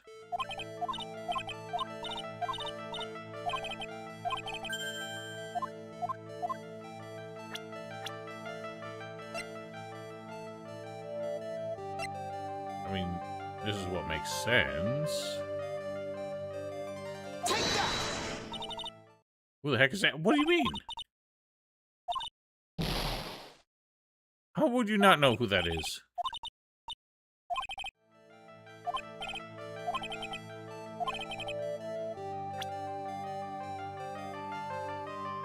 Juan Corda. Her? I don't think that would be a big scandal. I mean, it would be, but I don't feel like she would know who it is. Is it really? Which woman? It's Adrian Andrews, Matt and Guard's manager. Nickel Samurai's manager caught secretly meeting with his rival, the Jammin' Ninja. This is like a leap, because we have no reason to believe that they did do this. But I guess it is what, in fact, she believed. Be the hottest story of the season, wouldn't it? Pretty good at this guessing thing, Mr. Lawyer. We can't just make up any old thing and think it'll make the papers. Gotta have backup. Backup? Gotta have that, what's it, news sauce? I mean, news source? That's it. So show me something that this one guy had something misinterest. See, that's what I'm saying. So, I haven't found that yet. Which is why I didn't feel like there's anything there. So I gotta go find that. And that would have been the clue that made the Miss Andrews thing more obvious. So, what am I missing? What do I gotta find? I do gotta find her camera. And that's probably the evidence. She probably has a photo of it. Mr. Wright, how are you? Mr. Powers, have you been here the entire time? Yeah. People connected to the murder aren't allowed to go home, let alone leave. Damn. It's harsh. Can you tell me a little more about the Nickel Samurai TV show? I can't even come up with a new theme for it. Nickel Samurai is an animated action hero program aimed towards kids. The sequel to the Steel Samurai. This time there are 3 samurai brothers. Aluminum Samurai, Tin Samurai, of course the Nickel Samurai. It's a love why? Love why? Why, were they all going for the same lady? Wait, I love what? I love why? This girl Sayo works in the tea shop and all 3 guys fall for her at the same time. Oh, I guess the Y shapes the 3 brothers. Yes, yes. Sayo is the daughter of the evil Strawberry Clan's leader. God, this really is a kid show. It sounds almost like a... What was the, like, super, like... I don't remember. It was like some cartoon with, of course, tie-in toys, like dolls. That was, like, really specific towards young girls. Like Strawberry something? I don't remember. I think all the characters were like fruit-themed. Sounds like an unusual situation, like Romeo and Juliet ×3. Strange thing is this sort of forbidden love story is really big with the office ladies. Yes, Pearl. What happens next? I want to know. Miss Sayo, does she fall in love? She does, doesn't she? Every Sunday at 8 a.m. I'm gonna stop watching kids at Masterpiece Theater starting this week. Can't believe she's really considering it. What's a Jammin' Ninja TV show like? Started from a remake of an old movie, to tell you the truth. Jammin' Ninja, like the samurai shows, is geared toward kids. Again, he doesn't even get his own theme. Story of a ninja who can't scale a wall, but became a pop star anyway. That just sounds like a rock and roller, then not a ninja. A really lousy ninja. Absolutely couldn't do any ninja things at all. Boy, could he sing. His trusty red guitar in hand, he took the ancient world by storm. A ninja with a bright red guitar. Then the final fight in front of his beloved Princess Mizola. Jammin versus the Muromachi 5. Suddenly our brave hero catches a not-so-jammin' cold the night before Battle 3. Well, that's too bad for him. Yeah. This kind of pop music-based love story is something the high school girls really like. Again. What show should I watch? Can't believe... Yes, whatever. A guitar case was Juan's. Guessing you've seen it before. Pretty famous by now. It stands out because it holds the bright red guitar. Yeah, but the case itself is pretty innocuous, so you can't see the guitar through it. Jammin' Ninja's signature item.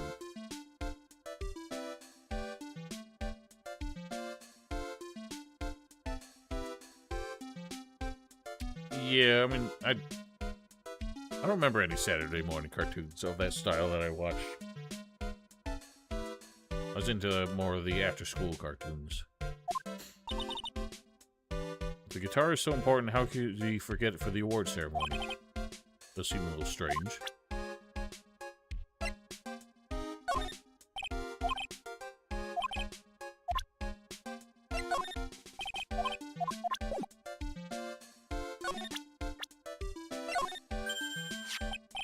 It's Miss Andrews. She's Matt's manager. Actually, I was interested in her for a little bit. Just a little. Miss Powers likes this type of woman. What do you know about Miss Andrews? What's the age gap here? She looks a lot younger than you. Oh my god, he's only 24? Jesus. But this man was like 40s at least. Well, see, here's the thing. I don't really know her, I know. There's a sort of small rumor going around about her right now. Rumor? If you're interested, I'll be glad to share what I know. So happy he looks like a lion that just found his next meal. Oh, we don't need any more lions taking bites out of anything in this game. You mind telling me about this gossip? So you are interested in it. Figured you would be. There's such a weakness for celebrity gossip, too. Oh, really? You too, huh? Yeah, so take a look at this. It's like a tabloid Miss Oldbag would read. Alright, let's see here. Jammin' Midnight Rendezvous. The mysterious yet beautiful manager to the stars, Miss AA. You see now, don't you? What? Stop pretending to be in the dark, Mr. Wright. One Corda didn't have a manager of his own. Which means if we're talking about a certain manager with the initials AA, Adrian Andrews. Yes, exactly. This is big news. So it's funny how I kind of guessed this already, even though all the evidence gets played out like moments before I had confronted a lot of heart with it. Really? I guess because they had to put him somewhere. The game excluded him, but they really wanted him in it. Together with the biggest rival of our client. It's a wonderful thing that can only happen between two people. Mr. Powers looks so happy. She's following along, not having any idea why she's smiling. Well, like the saying goes, one man's garbage is another man's treasure. Okay. Well, that's gonna be something. Okay, so it's not gonna be the photo, it's gonna be this. That's what we confront a lot of with.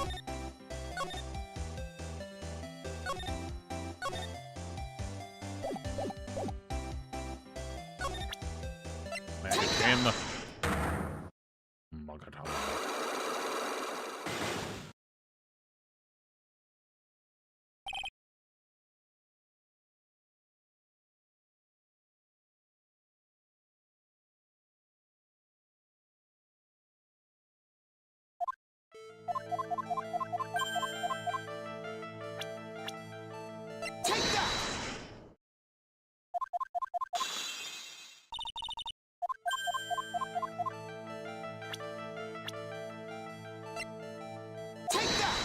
Take that.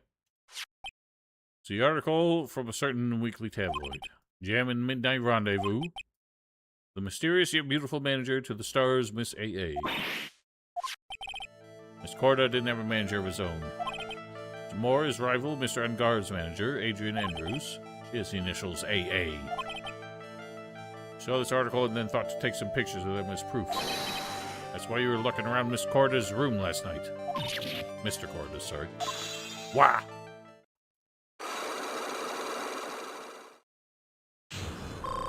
Wahoo.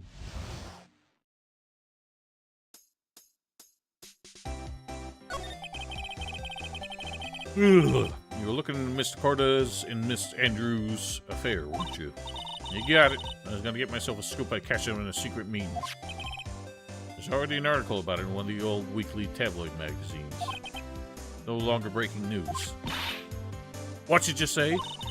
Her initials are AA. What kind of vague thing is that? Ain't no proof of nothing. People are going to want to see real proof. Well, at least I do, so that's what I was doing. Getting photos. Gonna whip up the reader's interest with some gossip and a little misleading. Then spice it up a little and have myself an exclusive story. Nice journalistic integrity you got there. Well, that's tabloid journalism for you. Journalism in air quotes. Already finished up writing my spicy article, you know. But paper I wrote it on, my note to myself, it's gone. A note to yourself? Inside of the case of my $1,600 camera. I done run off to get it. Came here for my big story. Didn't come here to have my treasure disappear on me. Yeah, I understand. Enough to make a gal go bonkers, I tell you. What's with people nowadays, anyway? Never thought I'd see the day when someone done steal something from me. Really want that note back, huh? Got no idea why, though. The story on that note is probably a bold-faced lie.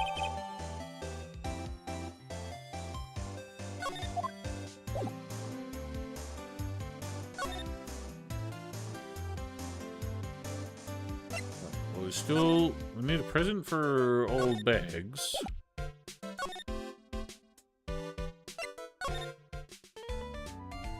Right? Now let's actually see what you want, which you only really get when we start the Magatomi. Huh, she didn't take her helmet off this time. Take that!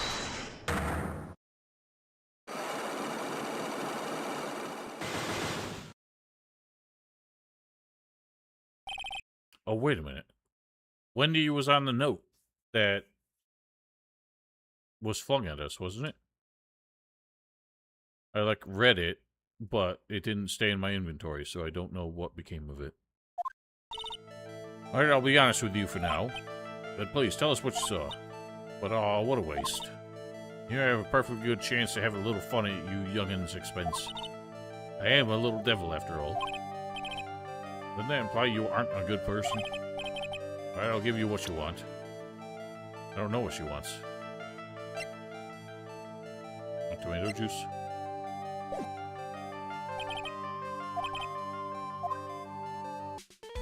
Maybe she does say what she wants. Don't shoot me!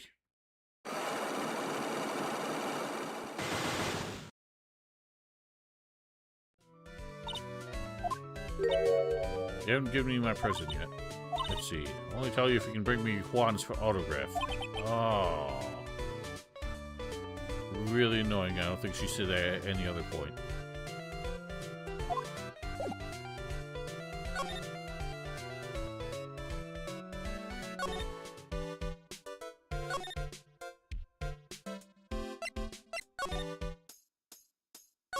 Did it just fall on the ground? Oops, wrong room.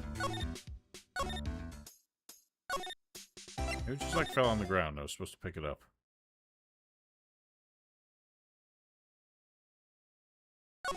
Oh yeah, there it is. It's the only time something popped up, I had to actually pick it up. What's this piece of paper? Called an autograph.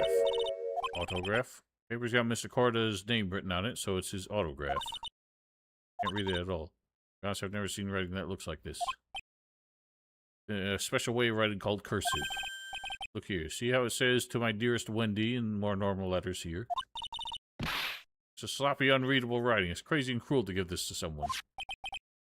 Hold on. Wendy, I've heard that name somewhere before. Well, that would be a crazy coincidence if you was, like, writing that for a different Wendy.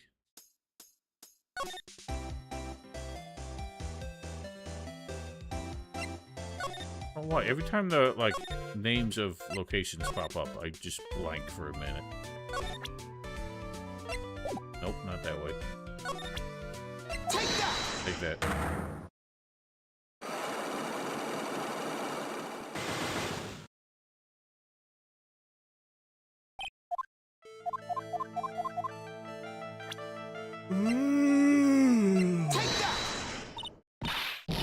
That's Juan's autograph. Yes, it is. It even says "to my dearest Wendy."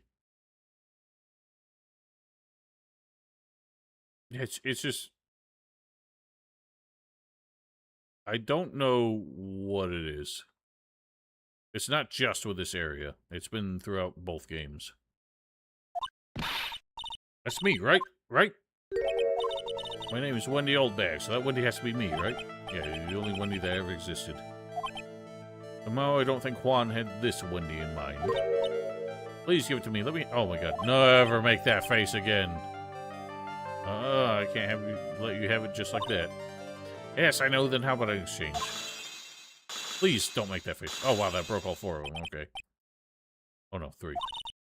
My offer isn't good enough for you? Fine, Mr. Wright, you win. Wendy Oldbag ready to open up her heart for my dearest Juan. Oh, it did. That's unusual.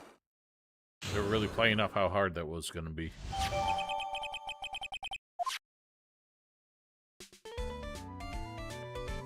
Well, what you witnessed? I feel bad for you now. Huh? Hell yeah, I saw him that night. Saw him coming out of Juan's room. You're kidding. Oh no. About 10 minutes before Juan's body was discovered. Just a coincidence. I was on my way to the toilet minding my own business. And did you tell that to police? Well, of course. I thought I could get a gift certificate or 2 out of it, maybe more. Gift certificate? Been recruited again for that part of the trial. You know, the trial tomorrow. This time you're gonna get it. I'm gonna work hard to get your client pronounced guilty. Mr. Guard hasn't done anything bad. I don't care about details like that. I know he did my dear poor Juan in. I just do. A yellow-bellied chicken. Yellow-bellied chicken? I wonder what that would look like. I wonder what it would taste like. I trust my senses. I know when someone did something bad and I say he did it. Well, you were wrong last time you were so sure of it. What did Mr. Engard ever do to deserve this? Ugh. Stumbling again. What did Mr. Engard do to you to make you so... You don't know? That guy, he framed my Juan. Created that scandal that plagued poor Juan. What is it? The scandal? I'll tell you about it after we get home, alright? Or Juan led astray by the wiles of that vile temptress. Well, we just listen to what Oldbag has to say for now, please. Who is this woman you're talking about? We know. Adrian Andrews, of course. Who else? Guy, he just shoved the girl onto Juan on purpose. His own manager, but why? Thought lawyers were smart. Just to create a scandal to make Juan lose face. That girl drove Juan into a scandal that dragged his reputation through the mud. Sounds like a pretty standard definition of a scandal to me. What do you know about that anyway, Miss Oldbag? I'm one of Juan's biggest fans. I'm always out there gathering information. There's nothing I don't know. Do you have any proof that Mr. Engard did what you say he did? Next week's issue of a certain magazine says so. Of course, a tabloid. Next week. Doesn't that mean there's something people don't know about yet? Why would Miss Oldbag have information like that, and where did she get it? Hehehe. Tell us.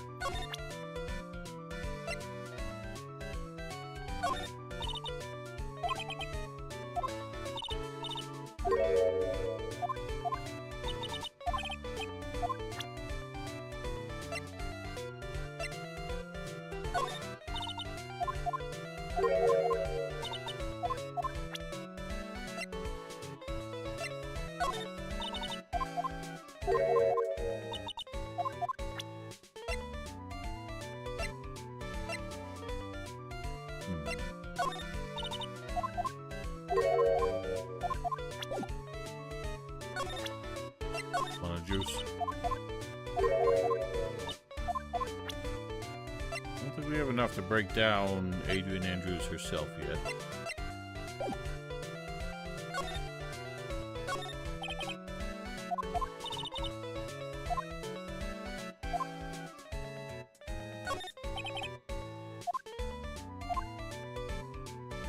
Who left all the cameras out? Those things are expensive. I would never walk away from those.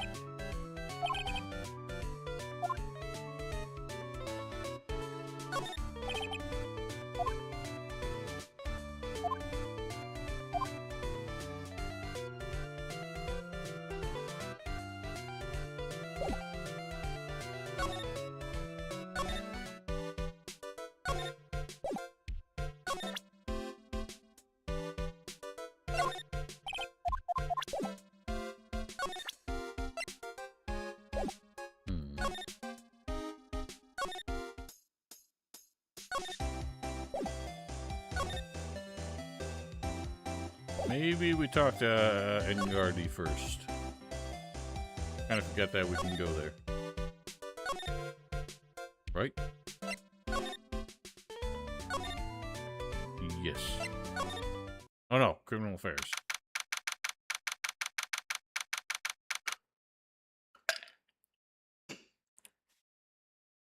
Maybe I didn't need to go here yet. Gumshoe said that investigation briefing. Oh, he's back. Hey, so you came, pal. Why the blunt greeting? Because there's nothing to be friendly or happy about. What do you mean by that? Well, things look perfect this time around. The evidence and testimony are airtight. What, we can't just roll over and die? We have to stay positive. What do you mean the evidence is airtight? Can't give you all the details, pal, but there's two big pieces. Two? Both of them are in this photo. Right, we've seen this. First is the button that's missing from the victim's chest. Oh. That's the button you said you found during your body search of Mr. Engard. Found it in the folds of the Nickel Samurai's special pants. Second one is... knife in his chest, pal. The fingerprints on it. The fingerprints on the knife in his chest, to be exact. Whose are they? You don't even have to ask, little missy. It's obvious. I'm at Engard's. Tomorrow's trial. Talk about being stuck between a rock and a hard place. I still hate that phrase. Did I say that on stream, or did I say that to somebody else? I just find that a very stupid phrase. Rock and a hard place. It just sounds like they couldn't figure out a second thing that's hard. Okay, I definitely complained about this to somebody else recently, too, then. Stuck between a rock and a boulder is something that would make sense. Stuck between a rock and a hard place just sounds like literally they couldn't think of a second firm object. What about this airtight testimony? That old security lady, Miss Oldbag. I thought so. What do you mean you thought so? Did she tell you something, pal? Well, even I told her not to open that big mouth of hers and blab to anyone. Blab knob is stuck on 10 and there's no turning it down, trust me. Yeah, well, Miss Oldbag saw it all, pal. Saw Mr. Engard come out of the victim's room around the estimated time of death. No way. Oh, way. Can you tell me about this guitar case? Well, that. This is just what I heard, pal, but that's the Jammin' Ninja's signature item. The guitar wasn't in his hotel room. Yeah, we looked for it, too. Not normal for a person to forget to bring their most famous item to an award show. Starting to sound like that red guitar is related to this case after all. The fact that he brought the case tells me he thought it was in there, or it was in there and got stolen while he was here at the hotel.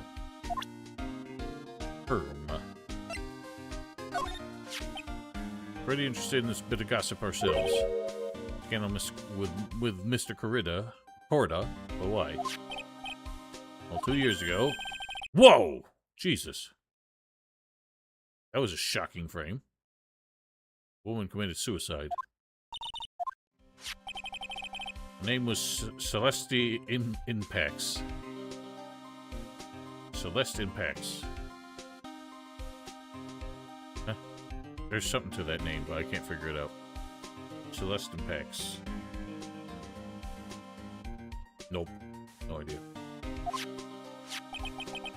She was Juan Corda's manager. Oh, so he did have a manager. She's just unalived herself. That's not all, pal. Miss Impax was Miss Adrian Andrews' mentor. Taught Miss Andrews everything she knew about the business from square one. Her mentor.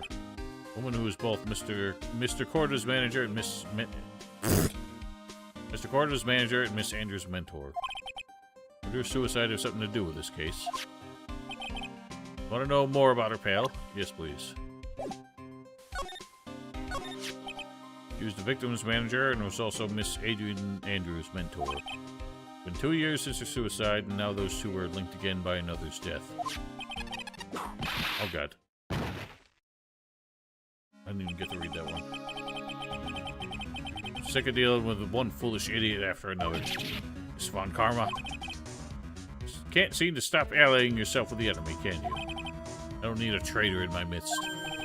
You don't mean... I do. Scruffy.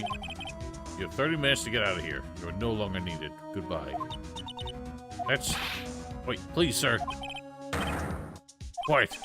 If it weren't for traitors like you, I would have won. Is that what you want to say? Who? That voice. Really? This is how he makes his appearance? I thought it would be a little more dramatic than that. Edgeworth. It's been a long time, right? This person, this is Mr. Edgeworth? What am I going to do with you? Still blaming others when things go wrong. You haven't changed a bit, Francisca. Right, this smirk is a lot less creepy than his other, like, looking down one. You.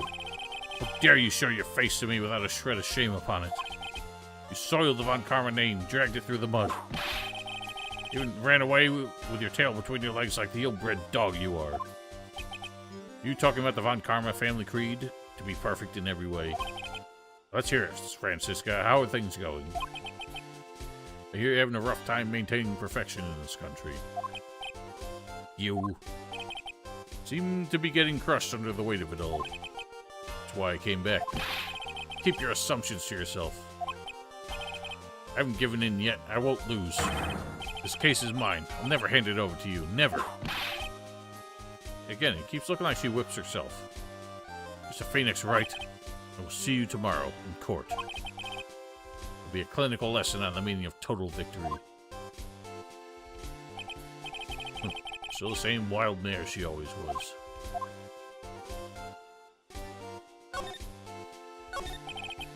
Thought you, the prosecutor Miles Edgeworth, had gone and died. I never wanted to see you again. And that's enough of a warm welcome for someone who you haven't seen in a year. You gonna run tomorrow's trial? You heard her, right? The wild mare hasn't given in yet, it seems. So no, I don't think I'll be making an appearance. Hatred for me is quite unhealthy, not to mention one-sided. Why does he hate him? Did I miss something there, too?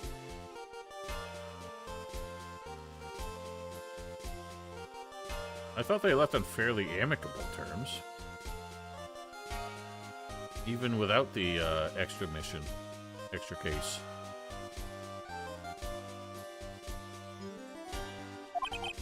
But I will say one thing. Can't win on your own tomorrow. What is that supposed to mean? I have something definitive that you lack. Okay, but that's not a reason to hate him.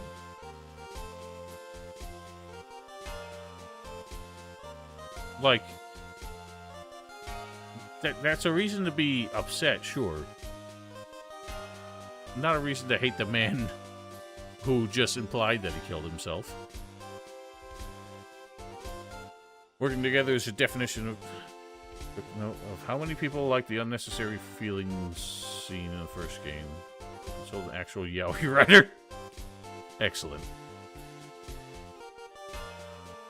They knew their audience, at least. A little bit of queer baiting, perhaps, but give them what they're looking for. Working together is a definition of teamwork. It's the power to find the truth. The truth. In order to understand this case, you have to understand a certain truth. Well, if you ever feel the need for my assistance, it's available to you. Not in charge of this case, so I can be a bit more generous with information. No, I didn't. I don't know why you think I would. I have a very small channel. Unless that's just you being memey. I was wondering if they would ever reach out. I didn't think they would, but I have a feeling the negative things I had to say for the demo would have nixed any chances of that anyway. What is going on inside his head? A lot of things may have happened, however, Manfred von Karma was still my mentor. The perfect win record is proof of von Karma. Well, there's been 2 von Karma so far, and neither of them had a perfect record. 1 year ago, you could not establish a guilt in a few cases. Those losses the reason you suddenly disappeared from the prosecutor's office. Did you leave because you had lost your perfect win record? I think your motivation for prosecuting trials was so selfish. Yes, I know. But that's kind of my point. There are a bunch of, like, very conceited assholes who just needed somebody to show them their place, and they did not learn humility from it. It would have been better for everyone if he never came back from the dead, Edgeworth. God damn, he's such a bitch. Why? Like, it just seems unreasonable how angry Phoenix is. I see. Now let me ask you something. Why do you stand in the courtroom? What is your reason? Oh, Francisca, she almost always says, I will defeat you this time, the instant she sees me. But, the courtroom is not a personal battlefield for prosecutors and lawyers. I stand in the courtroom to defend my client.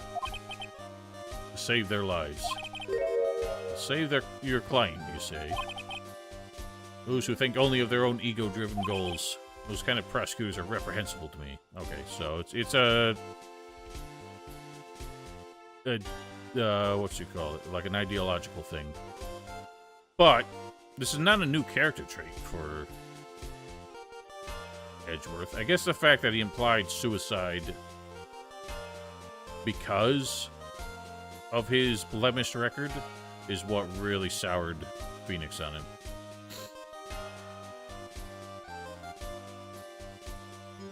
I think it makes a little more sense. He's like, wow, Edgeworth is so petty that he would kill himself just because he lost a few cases as a prosecutor.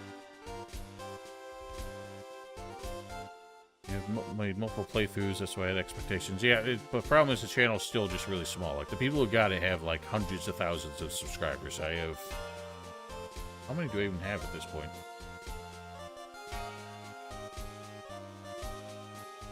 I haven't looked in a while.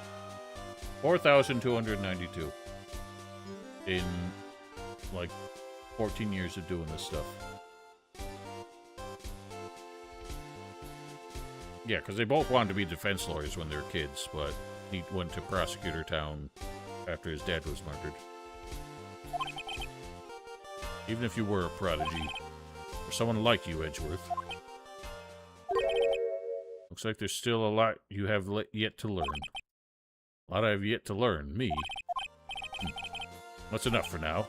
Time when you will see is coming soon enough. Did we ask him for information anyway?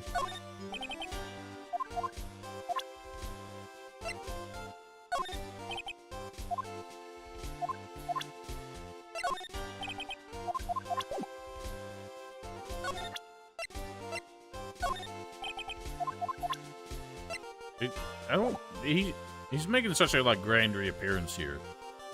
For some reason, when he does that little, like, sheepish look down to the left, look down to the right, this one, he looks so meek. That it doesn't make sense for how intense he's being right now.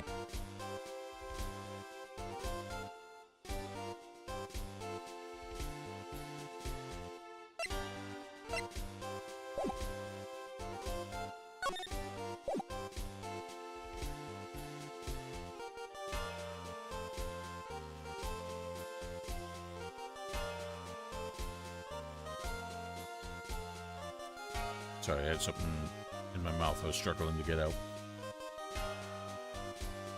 I guess we have nothing more to do here, do we?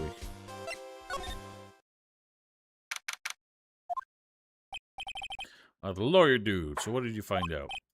Well, I'm still in the middle of investigating. I've already told you everything I know, dude.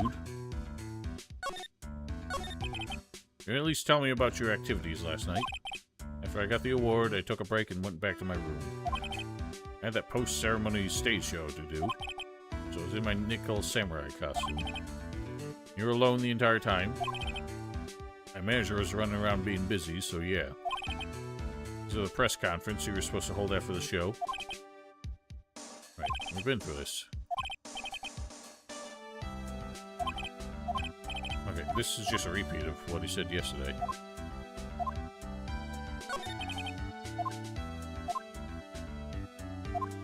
Yeah, this is all a repeat.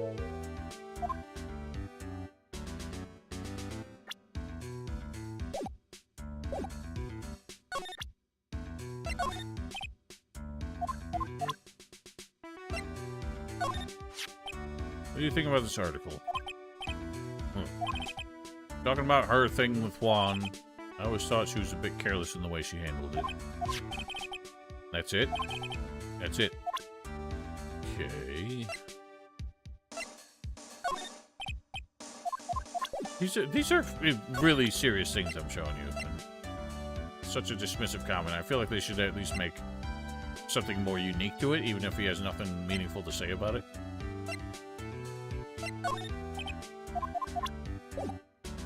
I'm showing you the picture of a man who was just murdered and that you're going to be on trial for. You should have something to say about it. Alright, so I'm still missing something here. I don't think I have anything for you.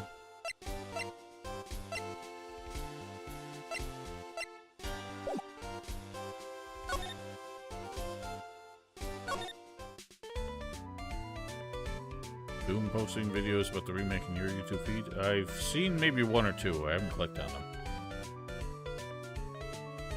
There's more people who got the preview, and I don't think had wholly positive things to say about it.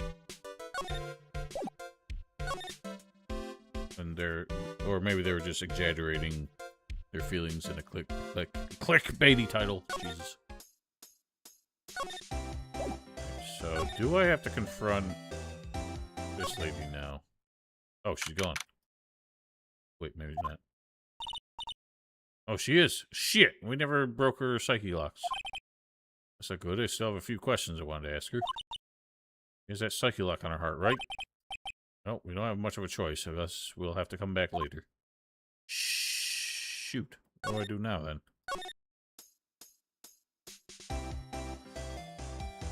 Access to an early access build and plays badly, so now people are arguing about whether that's what we're getting or not. Plays badly how? Mechanically or performancely? Because I find it hard to believe that... Okay. I could see maybe some performance improvements out of early access, but I have a feeling the mechanics will not change very much. Considering they've been working on them for years, and they were bad in the demo, and their solution seemed to mostly be to change some animation speeds and stuff. So I'm doubtful it's going to be that great. Oh well, got a couple of weeks till we find out. What the hell do I do now?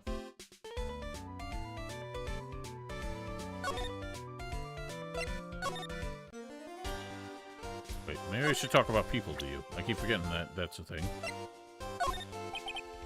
Looking into leads, but we can only look into a few key players with our limited resources. Yes, okay. What do you know about her? Adrian Andrews. She holds a large secret within herself. Yeah, you don't say.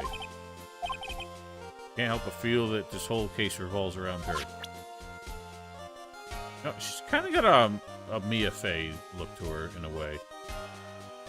But there's still some, like, other anime character that very specifically her, like, glasses and hairstyle remind me of. But I can't figure out who it is. So I shouldn't say remind me of, but seem familiar.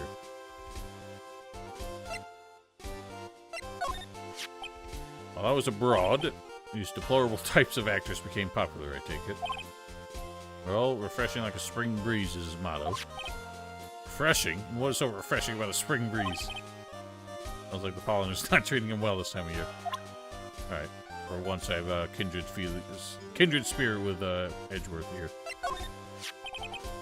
An interesting rumor about this man. I mean, the one about Miss Andrews getting close to him. It's pretty common tabloid fare, isn't it? I don't take things at face value when there's more to be found. Okay.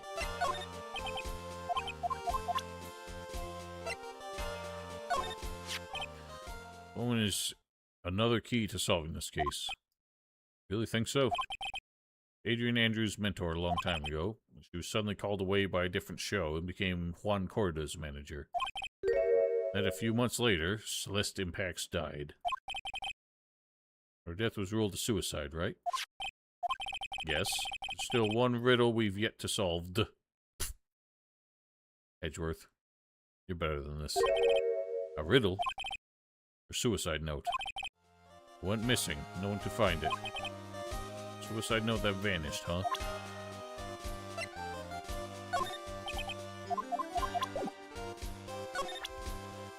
Interesting. Miss Impact's death was most certainly suicide. Of that there is no mistake. However, we could not find her suicide note. Why are you so sure there was one? Like, not everyone writes a note before they off themselves. Sometimes it's a very impulsive thing. That's when the police began to suspect that someone had hidden it. Suicide note?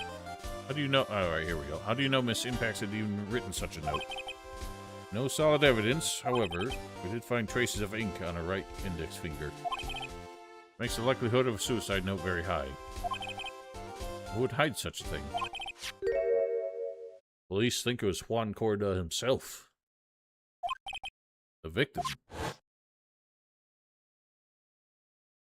What is actually in his mouth? He's just like chewing on a long piece of grass at all times? Who's the one who found her body?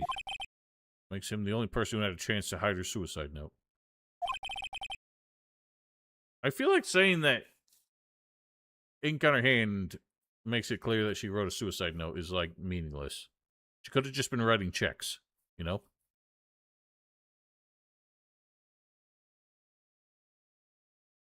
Miss Corda hid his own manager's suicide note, but why? As long as her note is missing, any speculation beyond this is meaningless. But now, I think you should look this over.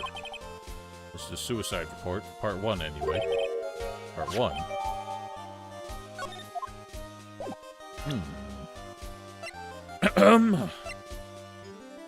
Oh, well, that's not helpful. Was her suicide note hidden? Can you tell me more? I don't like to look through reports. I like suicide reports even less. Worst of all are the reports that have multiple parts like that one. That has 2. 2 parts. What you just handed me is the first part of the report. Here's the second part. Why did you just give them to both of me at once? Second part of the report is about an attempted suicide. Tempter's name is Adrian Andrews. Miss Andrews? What did she do? Tried to kill herself. Doesn't seem like the type of person to try and kill herself, though. Or you just barely met her. Think she's a strong career woman? That's just what she wants you to think. Adrian Andrews. She has a certain secret she's always been trying to hide. A secret? Her dependent nature. What she's really like on the inside. Miss Andrews, dependent. Talk about the exact opposite of what that woman is. Oh, just replace the top one. That was unusual. What's this about Miss Andrews having a dependent nature? Adrian Andrews' attempted suicide was a few days after the death was Celeste Impacts. And why did Adrian Andrews think about committing suicide? Because she apparently had lost her will to live. Lost her will? But why would she... Her pillar of strength, her mentor Celeste Impacts, was gone forever. That's why. Why would that... Is this what they call following someone to the grave? I don't think I hear that phrase very often. After her attempted suicide, Adrian Andrews started attending counseling sessions. She's someone who needs a person in whom she can trust absolutely. Once she finds that person, she'll do anything she can to keep them near. Without such an anchor in her life, her crippling anxiety stifles her ability to live. Jesus. This is a fucking character deconstruction you're having right now. And that's the nature of her dependency on others? When Celeste Impact suddenly committed suicide, the world before her turned pitch dark, according to Adrian Andrews herself. That means her super confident attitude. It's all a facade. She's only copying her mentor's behavior to hold herself together. How terrible. So, are we saying that she murdered Mr. Corda now?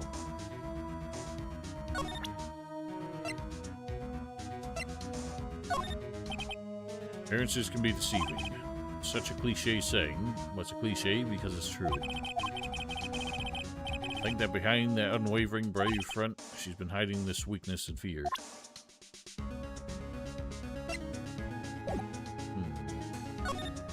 How tragic. Do you have anything to say about this?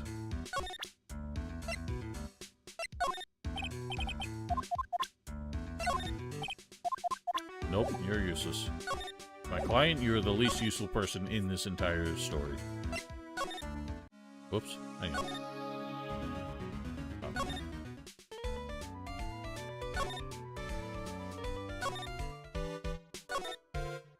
Everywhere we go is a different song. Have you returned, madam? Miss Andrews is here. Looks like she's talking with someone. It's Franziska von Karma. Miss Von Karma? What are you doing here? Well, you see, I'm his lawyer, so you got some nerve following me around. Following you? That's you, Miss Von Karma. You're the one doing the following. Well, technically, she was here first. You're always following that detective with the little beard. Me? Following after Scruffy? Don't make me laugh. Let me show you something interesting, little girl. What is that? An electromagnetic receiver. Planted a tracking device on that detective. With this, I know that fool's every move. That noise we heard was this receiver. I don't feel like you're, Oh, he was hearing that from her pocket when she was walking in, I guess. Feel really sorry for poor Detective Gumshoe now. Well then, let's stop wasting time. Adrian Andrews. Yes? Think hard about what we just discussed. Understood? Why'd you whip her? Alright. What were those two talking about? Andrews seems a little dazed, doesn't she? Well, well.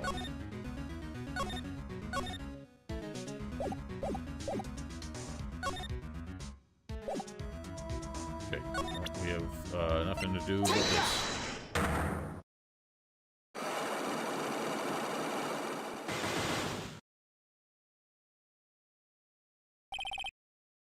Motive for Moida. Why was Juan Corda murdered?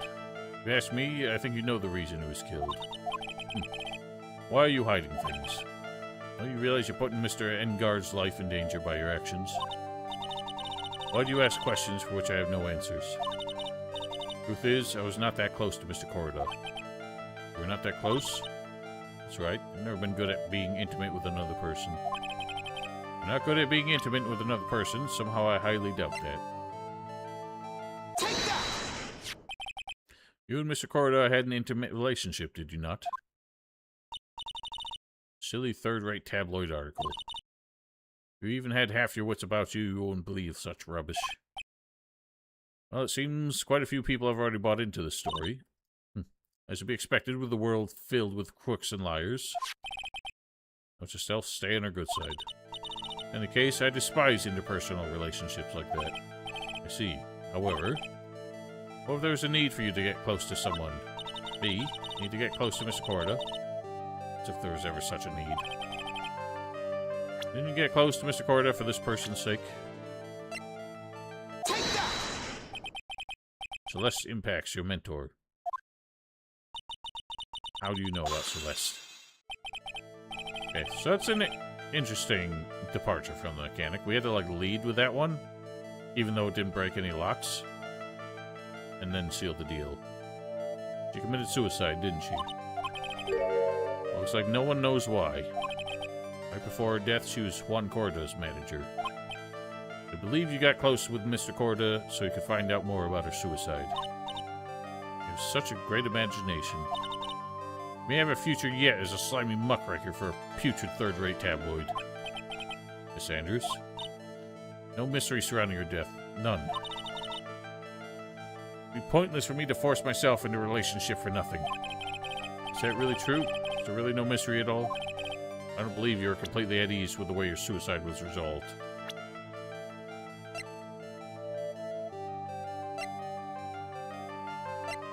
Take that! Miss Impact's suicide note was never found, was it? Looks like the police were under the suspicion that someone had hidden it. Maybe the person who discovered her body, Mr. Corda. Juan? Miss Andrews, I believe you thought the exact same thing. That's why you became intimate with Mr. Corda. I sat by quietly and listened to your insulting ramblings long enough. It's true that Celeste was my mentor. However, allow me to say this again. It had nothing to do with me. I didn't even know that the suicide note was never found.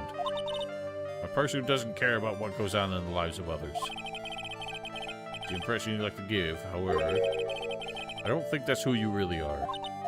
What? I have evidence that says otherwise. It's proof that Celeste impacts with someone very special to you. Take that! Miss Andrews, you nearly went through with it too, didn't you? Went through with what? Ending your life. Miss Andrews, you look and act like a very strong woman who has it all together. You don't ask for anyone's help, relying only on yourself. Yes, I've been very independent ever since I can remember. However, that is all just a lie, a facade. You've always searched out people whom you can depend on. You're dependent on Miss Impacts, weren't you? Which is why, once you passed away, you lost everything you had. Stop! When Celeste passed away so suddenly like that, I died a death of my own. But no matter how hard I tried, I couldn't stop thinking about what had become of her note. You must have heard about the police report. The one that said the police suspected Mr. Corda of hiding Miss Impact's note. Heard about it and thought to recover it from him by getting close, am I right? If that's the case, then everything changes. What do you mean? What topic did we start this conversation on again? Why was the victim killed? Exactly. Somehow, Miss Andrews, it seems that you have become the one with the reason to want Mr. Corda dead. Me? Miss Impacts was everything to you. And then she died. You would do anything to find out why she killed herself. Even commit murder. Murder? So I still needed 4 pieces of evidence, but I just broke the locks in an unusual sequence.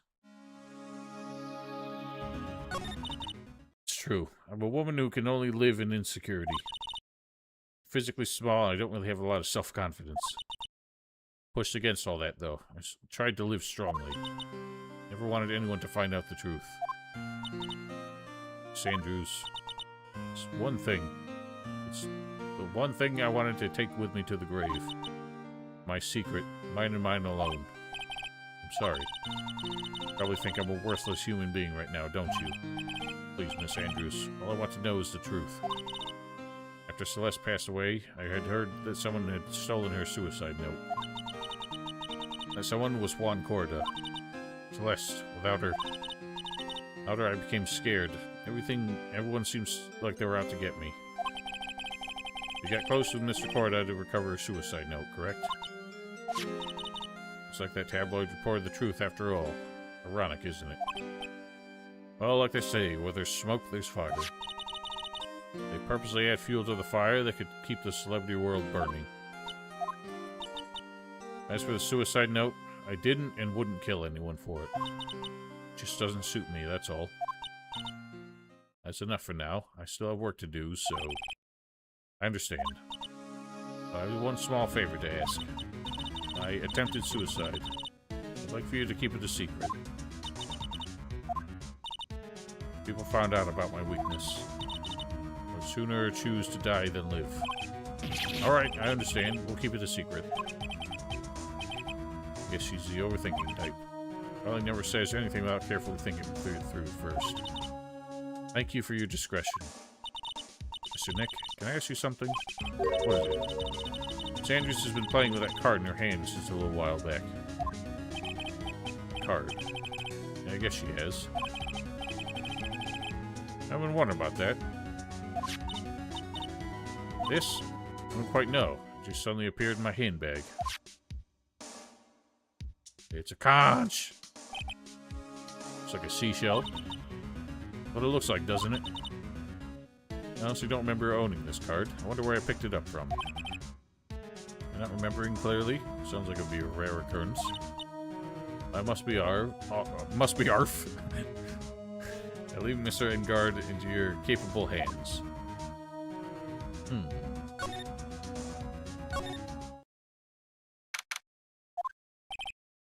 I think we gathered about all we can. What about Mystic Maya? Is she alright? She looks so worn out by this. She hasn't slept at all and the walking all over the place with me today. What's wrong, Mr. Nick? Let's go back to the office for a little while. You're really tired, right? Oh no, I'm okay. Really.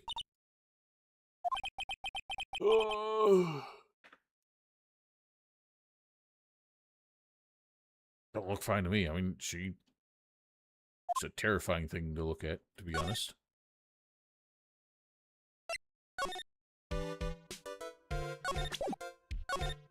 Nothing new. Probably get a call when we get back to the office.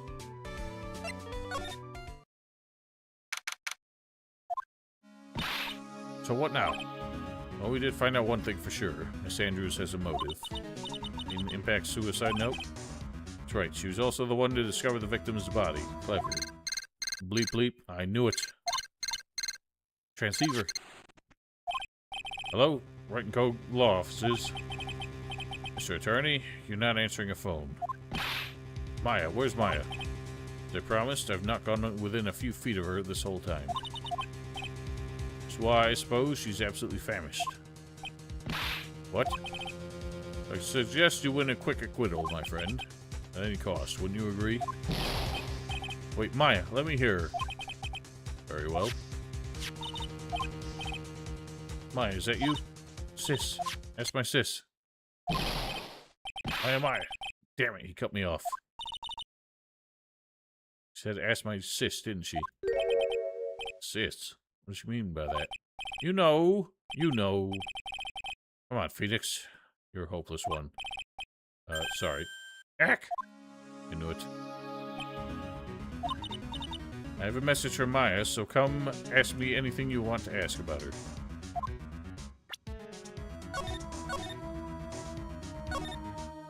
She's gonna become a Cyclock thing. How's Maya? She's safe for now. The kidnapper is one to keep his word, it seems. Glad to hear she's safe. Oh, Mia, how did you know? As soon as she was locked up, Maya called for me. I read the note she left. I gathered as much information about her surroundings as I could. I didn't know you could use spirit channeling like that. Pretty smart of her. Kidnapper, what's he like? I don't know.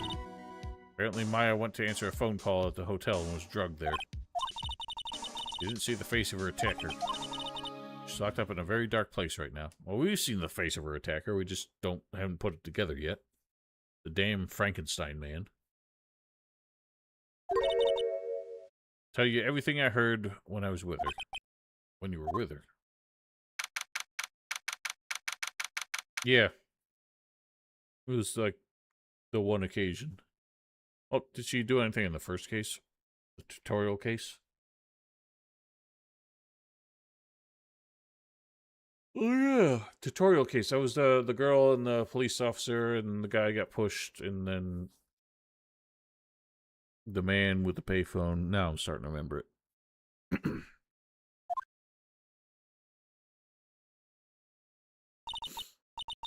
Starving. Really go for some apple pie. Well, you can get some calories out of all that wine down there, I think.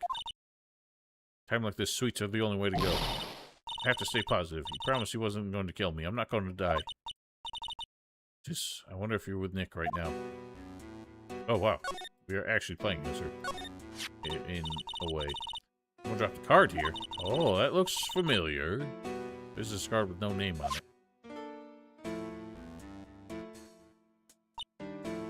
Picture of a seashell, I think. What a strange card.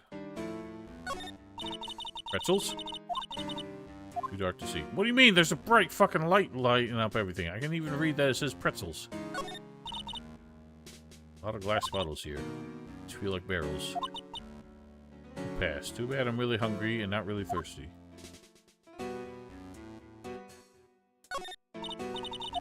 Locked. This door seems easy enough to open. Evie, the hero, always uses a plastic card or a stiff piece of cardboard. Oh-ho. Click to magically open the door. If I use this, maybe I can get the door open. This might be my key out of here. I had a feeling this card might be useful. I'm such a genius. And now, if you excuse me, Mr. Kidnapper. Leak. I did it. Now I'm getting the heck out of here. Couldn't keep Nick waiting or worried. Well, I have a feeling he's right outside the door. Oh, boy.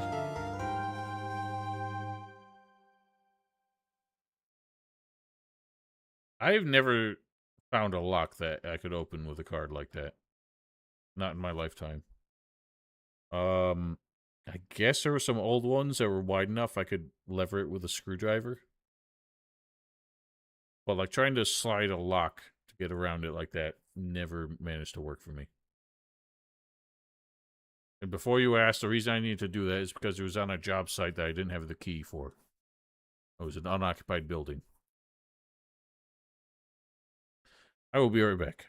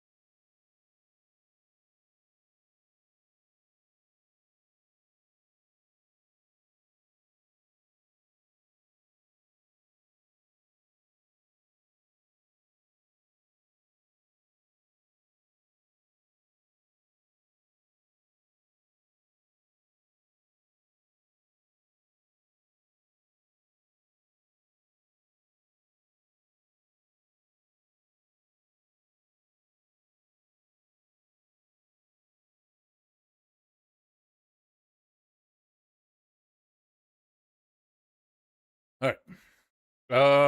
So we're going to trial, it seems. Wait a minute, what? So the POV section with Maya just ended? Adrian did it? That's what it looks like. Dude, no way. That woman couldn't do anything like that. In court today, there will be a mountain of evidence that'll implicate you. A mountain of evidence? I'm certain there's someone out there trying very hard to pin this whole thing on you. Please, Mr. Lawyer. Dude, like I said yesterday, I'm refreshing like a spring breeze, alright? What does that mean? How does that change anything? I can't let any sort of scandal ruin that. I understand. Sorry, 1 second.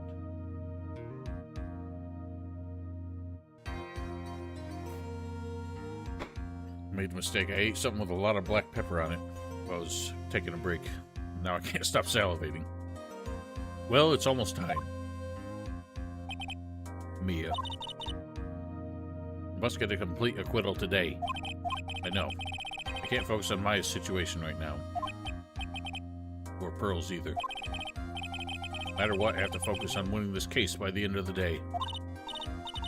Indeed. Well, let's get going. It's him. Beep. This is Wright. Good morning. This is it, Mr. Attorney. The day of the trial. Maya, she's unharmed, right? Well, when I checked on her earlier this morning, she seemed a bit, how we say, tired. Don't worry, people don't die that easily. Besides, what you should really be concentrating on is winning today's trial. Grr. For my sake as well as yours, you must win today at today's trial. Which is why I sent you a little present this morning. Present? What in the world would you want to give me?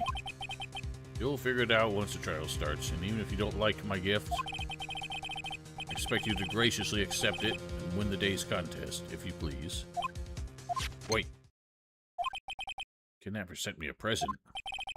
Mr. Lawyer Dude, who was that?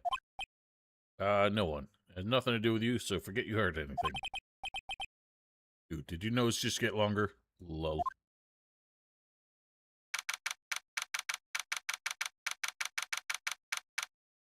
So I'm curious what drags this case out. If it has to be done today.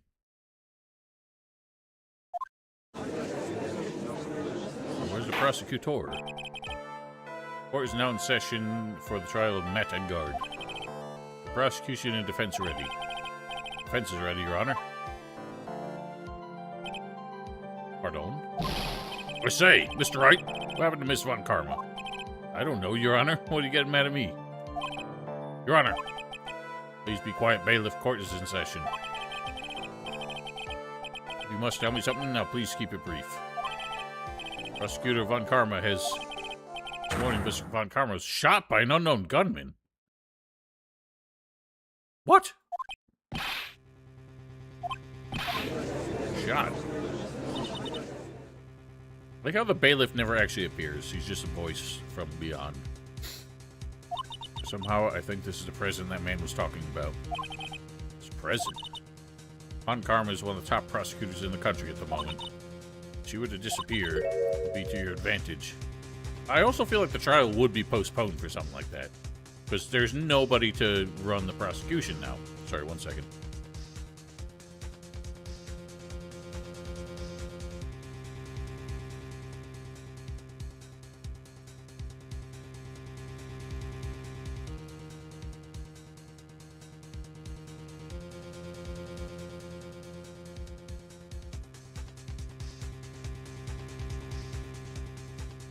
Because, like, somebody has to do the prosecuting.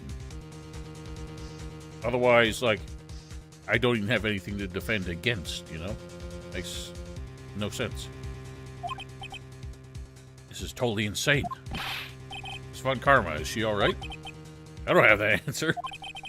She's alive and in stable condition. Oh, no. Edgeworth is taking over, isn't he? That's good. Phew. You're... Oh, you show up. Why is he in the witness box? Your Honor, due to the circumstances, Miss Francisca von Karma cannot appear in court today. I, Miles Edgeworth, will be taking her place. Prosecution is ready, naturally. I guess it makes sense. They had to make him a competitor. Miss von Karma was shot in her right shoulder. Isn't that karmic? Is currently undergoing surgery. Luckily, I've looked over this case and am familiar with the details. Prosecution seeks to prove the guilt of Mr. Matt Engard.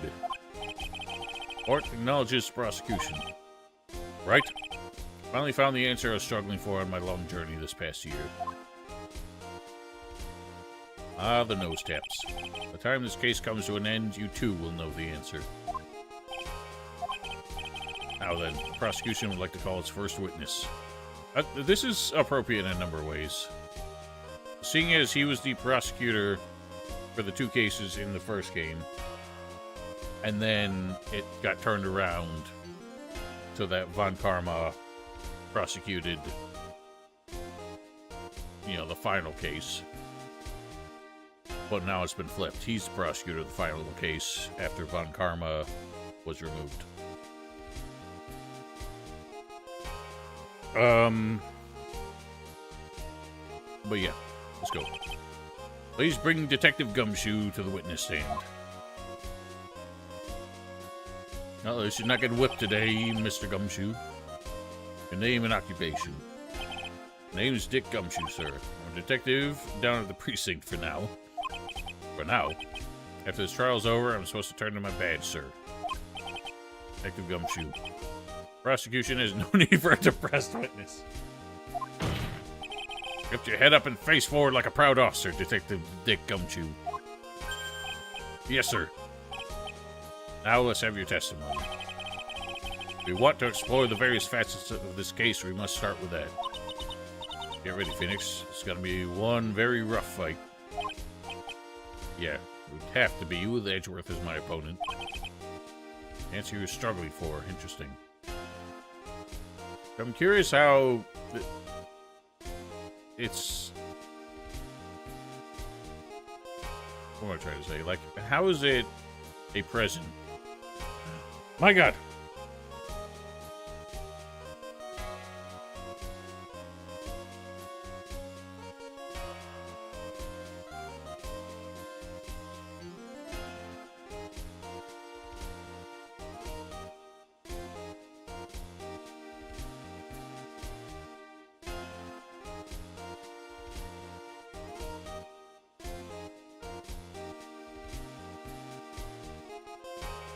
Another reason I hate eating while streaming. I just keep getting something caught in my throat. Hoping you get a worse prosecutor. Yeah, like Mr. Payne. Yes, he did not anticipate that Edgeworth was going to swoop in. Show me this answer you finally found, Edgeworth. Bare facts of the case.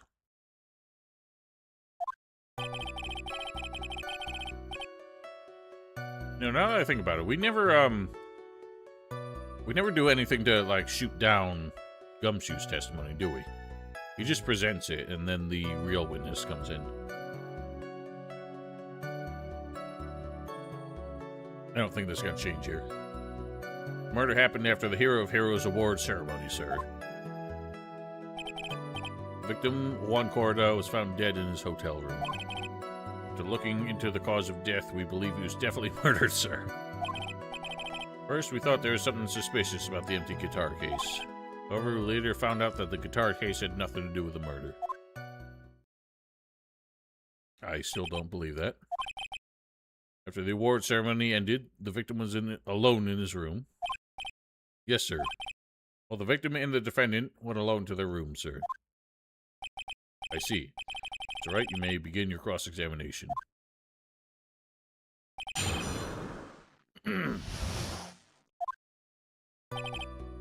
it! Will you please give us a brief timeline of what happened after the ceremony? Okay, pal. The ceremony started at 6 p.m., ended around 8 p.m., and then there was a short break. special post-ceremony show was supposed to start in the lobby 30 minutes later. That's when the victim's body was found, correct? Just to say, the murder occurred during that 30-minute break period. Please continue with the testimony, Detective. Victim Juan Cordo was found dead in his hotel room.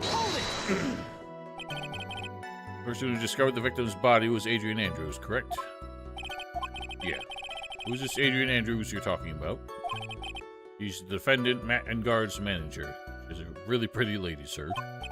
Ah, so she's a pretty lady. I wonder if she'll grace us with her presence. When the post-ceremony show was about to start, she went to get Mr. Engard. After visiting his room, she went next to the victim's room to get him for the show, sir. I see. That's when she found the victim's body. Given the cause of death, he was definitely murdered.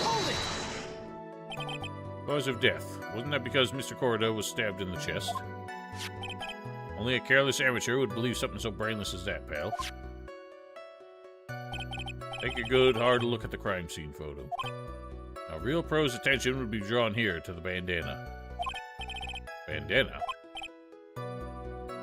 Wait, what did he say? Banana? Fucking judge is already thinking about lunch. His bandana, sir. The thing wrapped tightly around his neck. Oh, yes, I see. Banana-scented bandana. Man, we, the judge, is not all here today. When he needed him the most. And what about the knife? Seems to have been stuck in the victim's chest on purpose after his death. See, I had a feeling, because it was such a shallow stabbage. And in a non-lethal location. We have a crafty murderer on our hands here. He's strangled. Well, that's making the death seem a little more karmic. If Adrian blamed Juan for driving, what's her name? Celeste to suicide, then strangling him would be fitting, but then she would try and hide it with a stab. Why did you think that? Because it was empty, pal. Jammin' Ninja doesn't go anywhere without his bright red guitar. We couldn't find it anywhere at the scene of the crime. Oh, then how about this theory? The fan really wanted the guitar and did the crime to get it. How's that? Judge, this is really not your place. We thought of that too, but... The only fingerprints on the guitar case were the victims. Only the victims, huh? I see. So much for my theory, then. Well, maybe the person who stole it wore gloves. Bears Corda's fingerprints. Alright. I guess that's good to know. What convinced you it had nothing to do with the case? Guitar wasn't at the Gatewater Hotel that night. Well, then where was it? The bright red guitar was eventually found at the TV studio. Victim Juan Corda had apparently only taken the case with him, sir. Do you mean he forgot to put the guitar inside the case? Yes, sir. Even when he was on stage for the ceremony, he didn't have his guitar. That guitar case was empty even before he got to the hotel. So something else was in it. That's what I'm guessing. Yeah, that's right. So it really had nothing to do with the case after all. I believe that is enough. First, the victim was choked to death with his bandana. And after the victim was dead, the killer deliberately stabbed him with a knife. Which brings me to my next point. Why, then, did the police arrest Matt Engard? There was reason enough to suspect him.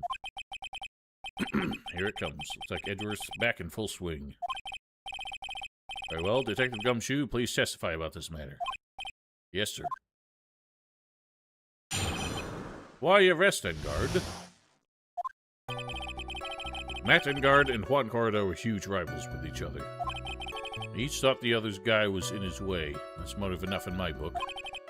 As for evidence, there's the Jammin' Ninja's button. It was ripped off the ninja costume and is found in Mr. Engard's hakama. The defendant's fingerprints were also all over the knife. The defendant brought the knife for the crime, which makes this a premeditated murder. Well, that knife just looks like ones that they were using at the hotel. So it does seem like a weapon of opportunity. And it wasn't even the murder weapon. So the defendant's fingerprints were found on the knife used in the stabbing. Sort of sticky on the handle, so the fingerprints came out cleanly, sir. Still choking up a little. And there's this button. It was found in the defendant's clothes, was it? This button is also covered in blood. Yes, and we know the blood on it is the victim's blood, sir. What? I mean, I don't think that's a surprise. Why did that take you by such alarm, Phoenix? Well, this points very clearly to the defendant, doesn't it? Yes, it most certainly does, Your Honor. Ready to give in yet, Wright? You know that's not going to happen. I'll find the hole in your argument somehow. And press as hard as you like. Just hurry up with the usual pointless questions. Hold it!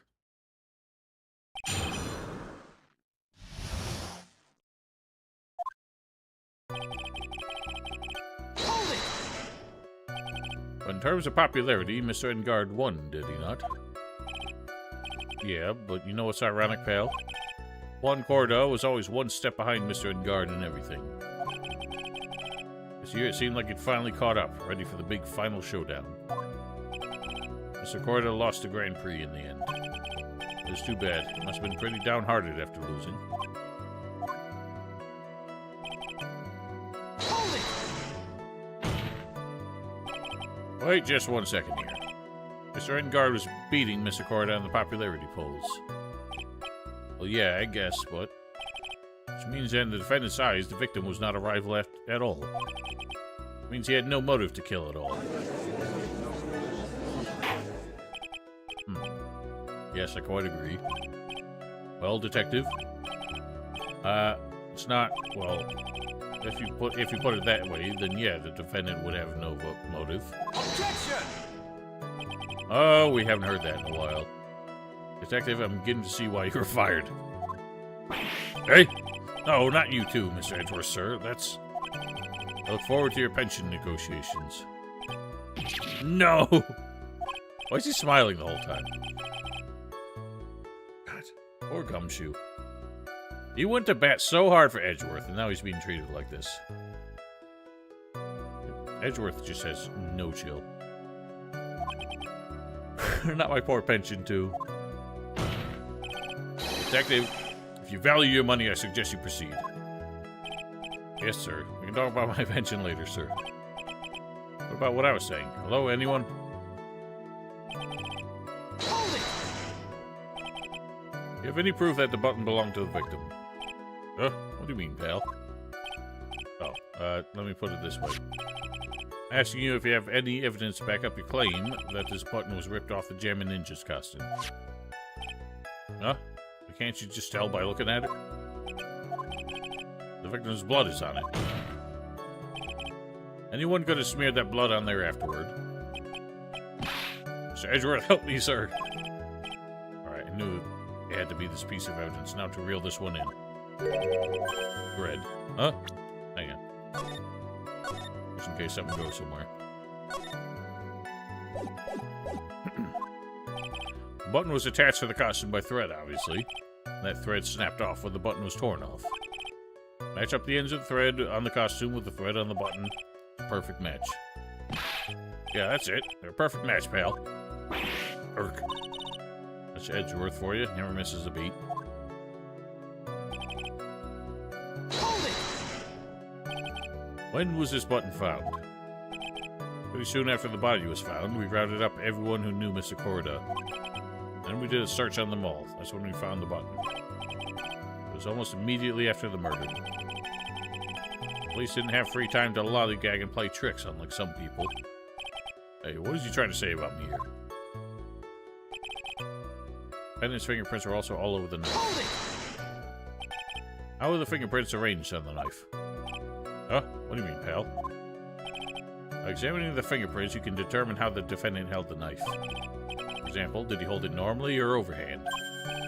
Oh, is that what you meant? I didn't actually think of that. Can't believe the bumbling of this department. Hopeless. We were paying attention to the testimony, Wright. The defendant's fingerprints were all over the knife. There's no way to determine how the knife was held at the moment of the murder. So the defendant was the owner of the knife.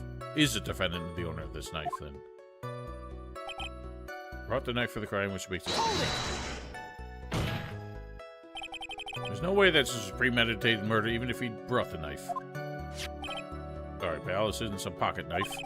Doesn't fold, so it's not great for walking around with, either. Well, that's not good. Prosecution can prove it was premeditated murder. We're done for. Something very interesting about what the... Some reason the words "the detective" I struggle so hard with. What the detective said just now. Think carefully before it's too late. Button covered with the victim's blood and a knife within Gar's fingerprints. Be grateful. If the judge were more rash, he would already pounded his gavel in closing. Still in the world of trouble. Before any battle, you must find your enemy's weakness. You must find the weakness in this testimony, no matter how small it may be. Alright. Well, let's ponder. Like, why would he stab him? If that wasn't... Why would he stab after? I guess to make sure that he's finished?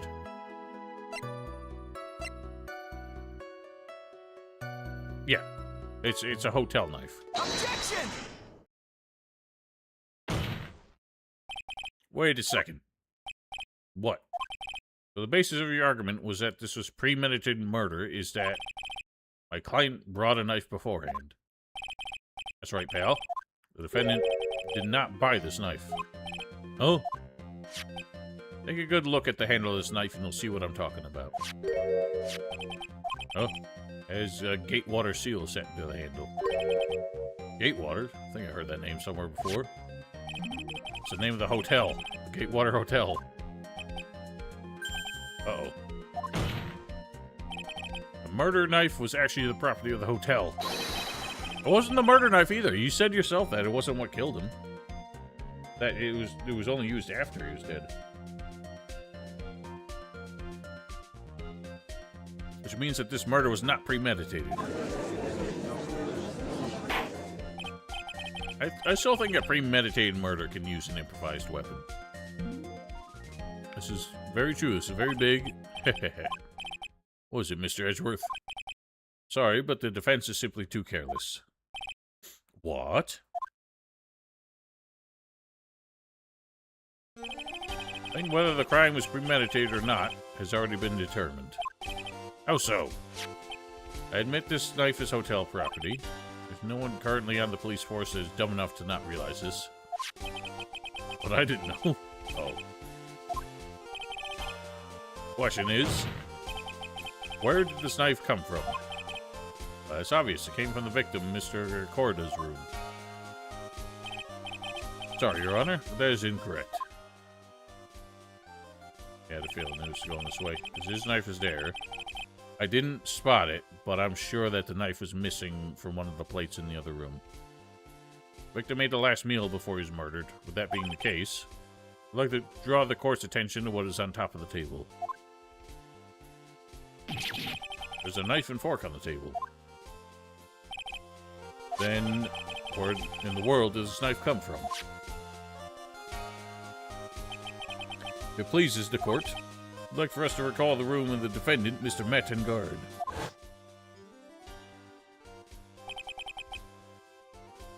Especially what was on top of his table. There's something missing. Perhaps it is a single knife. We investigated the leftover dishes for fingerprints, and while we were investigating, we came to the conclusion that it was Mr. Mattengard's knife was missing. Mr. Engard had gone to the victim's room with a knife he had used during dinner. Why would he carry a knife to a visit? To kill, of course. And with that, I believe the prosecution has proven this was a premeditated murder.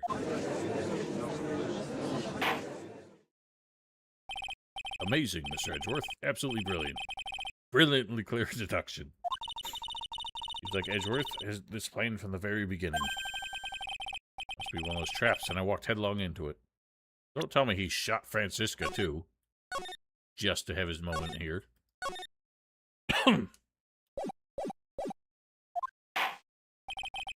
Murder weapon with fingerprints and a button from the victim's costume. Quite a sizable amount of evidence here. Safely say that any further deliberation is a waste of your Honor's time. Although, I wouldn't mind if the defense were to present evidence not yet shown to court. Evidence not yet shown.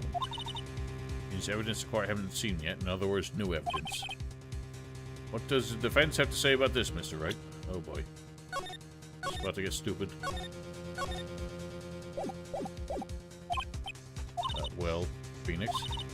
Judge is favoring the prosecution right now. If the answer was something wrong here, the yell of his will ring out to the sound of our defeat.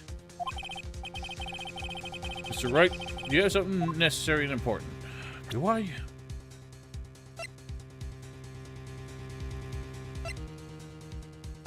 Is it the tomato juice?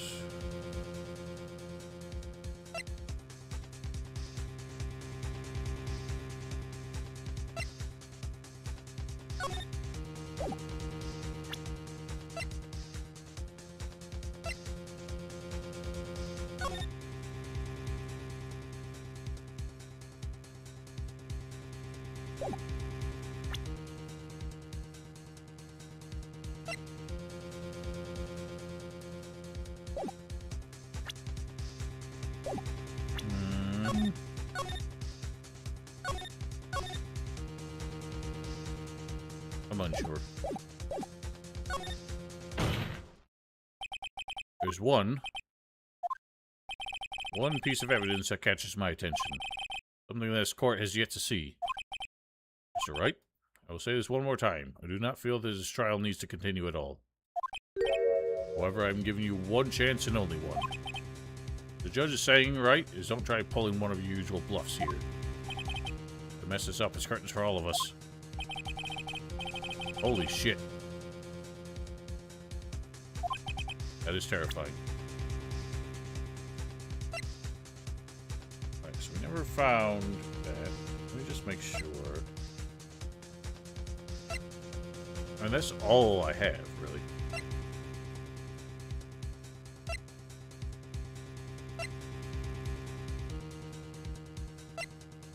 Take that! This is a wine glass, is it not? Please look at the photo of the crime scene one more time. Scene is a mess because of the victim's struggle against his assailant. The vase was broken, his makeup is all over the floor. For all things that were at one point sitting on top of the dresser. Is there a dresser? It's a desk. Yes, I see your point. However, this glass that is sitting on top of the dresser is mysteriously untouched. The only thing that had not fallen over along with everything else is this wine glass. This piece of evidence is more than strange enough to warrant further consideration. Well, what do you all have to say? Well, yes, it is a little peculiar. Yes, isn't it? I thought it was. Stop looking at me with those puppy dog eyes of yours now. Mr. Edgeworth, what is it, Your Honor? Your opinion? You don't need my opinion. There's no special meaning to that glass. What? It's safe to say that the glass was set there after the crime took place. By the person who discovered the body, Adrian Andrews, for example. Could have easily been so shocked that she set the glass down without thinking. Why would she have picked it up in the first place? Does sound very plausible, Mr. Wright. Does Andrews have really set that glass down without thinking? I don't think so. It doesn't make sense. There's no way she wouldn't have picked it up.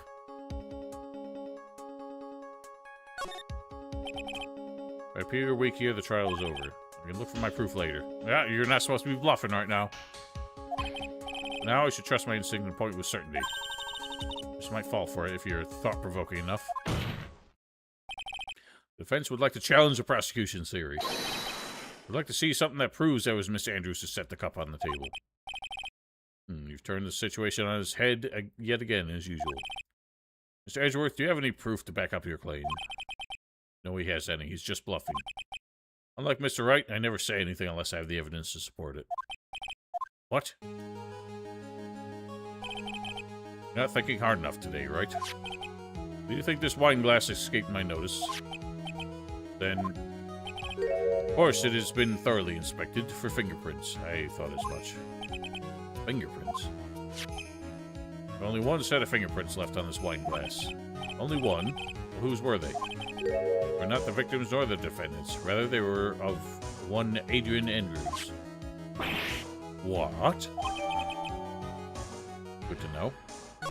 Obviously didn't lose the case. That's why I said that the person who discovered the body had left it there. Are we done here, Mr. Wright? Can't believe I fell into another trap. Miss Andrews was probably holding the glass when she went to see Mr. Corrido. Well, we know she wasn't. It was filled with a drink that he was drinking. Upon seeing his dead body, she was stunned and set the glass down on the dresser. What you just said makes a lot of sense. Now do you see, right? Can't change any part of my scenario as it explains everything all too well. Thought long and hard about this past year about what it means to be a prosecutor. From here on out, I will show you the answer I've come to discover. I have a feeling it's going to be like a reverse situation. It's going to be like, you know, the job of the prosecutor is to make sure the defense is flawless or something.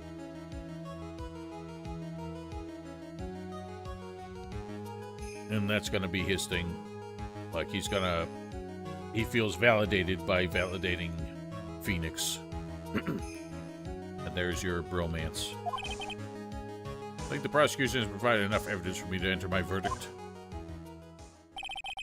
Unfortunately, I cannot allow you to pass judgment just yet. What are you up to?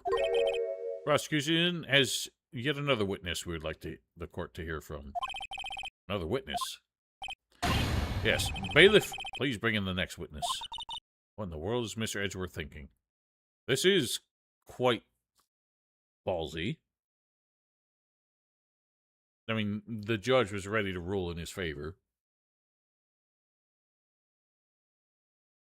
So, why continue?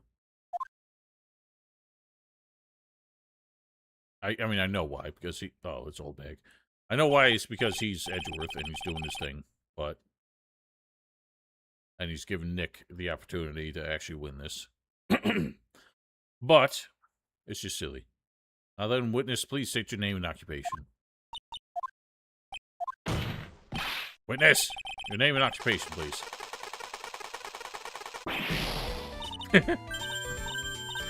Gotcha. Wonder what happened to that calm composure he had earlier. Oh, Edgy boy, it's been what, a year since we last met? Be more than happy to see me. I saw the report with the testimony, but who knew that under that helmet was the wicked witch of the witness stand? Tell you this time I know what I'm supposed to do. So today I'm gonna tell you anything and everything. Even things that don't have to do with that terrible crime. This witness, that terrible crime is all this court needs to know. Oof. Shush, I'm talking to my dear Ezzy Wezzy right now. Don't interrupt us, Gramps. Yes, ma'am. No, please, by all means, interrupt her, please. Alright. It's good to see everyone back in classic form. Anyway, your testimony, please. It's true what they say. Youth are so hot-headed nowadays. Not that I mind at all, Edgy. What shall I start with? Witness was on security detail at the hotel on the night of the murder. Is this correct, Miss Oldbag? It's a great job being able to see my dearie Juan. Almost too much for my little heart to handle. And you were a fan of the victim? Look, everyone is crazy over that end guard, saying he's cute in a fresh way or something. But not me. I wouldn't say anything so silly. After all, I have no interest in a little child like him. I'm only interested in a real man, Juan Corrido. Those two were the same age. Anyway, as I was saying, I was pacing in front of his room that night. Very well. Please tell the court what you witnessed the night of the murder. Pardon.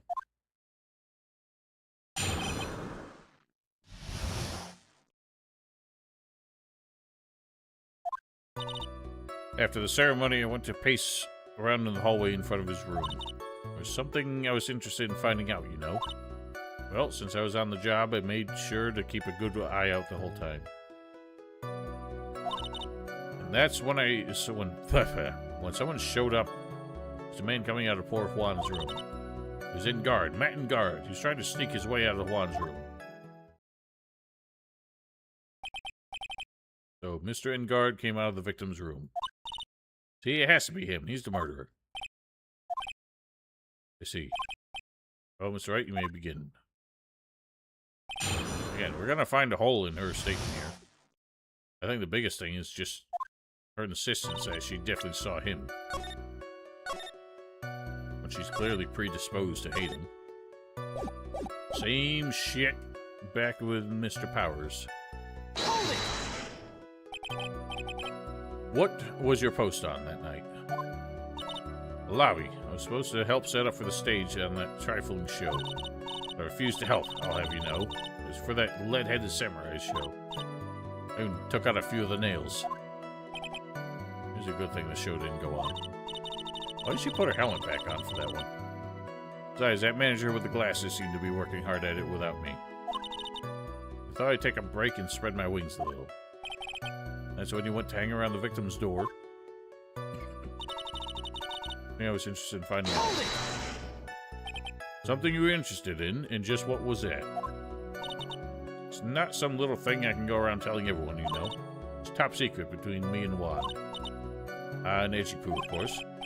Edgeworth, what is this thing she was interested in? I have no idea. I despise gossip, Your Honor. Gossip. Should it prove relevant, we can always have it appended to her testimony later. Looks like we shouldn't force it for right now. But we know what the gossip were. Did the witness stay in the vicinity of the victim's door the entire time? Hold it! Then would you tell us the number of people who went in and out of Mr. Corda's room? I have no idea. I wasn't born so I could count things for those who didn't pay attention in class. Why, ever since I turned 20, I quit keeping track of how old I really am. Yes, well, that would explain why your age was not included in the report. Is it not? It is not. In any case, the witness then saw someone, correct? Hold it! Who in the world was that? I'm not allowed to say. Sort of information has to be carefully guarded from the masses, Sonny. Man that came out of Juan's room. Yes, he was. I'm too scared. I can't say his name out loud. Oh, what I wouldn't give to have Francis's whip right now. Well, I guess I can tell you since he was such a bad boy anyway. Matt and Garza. Saw my client. Are you sure about that? Yesy. Really? Annoying brat. When I say I saw someone, I saw that person. How do I get a sense of deja vu? Now, I know that, like, cases, like, trials are not supposed to include irrelevant information, but I feel like the fact that she's given bad testimony before should be relevant to try and, discredit her as a witness. Because she's done the same thing, where she insisted she saw someone. Like, just based on broad appearances.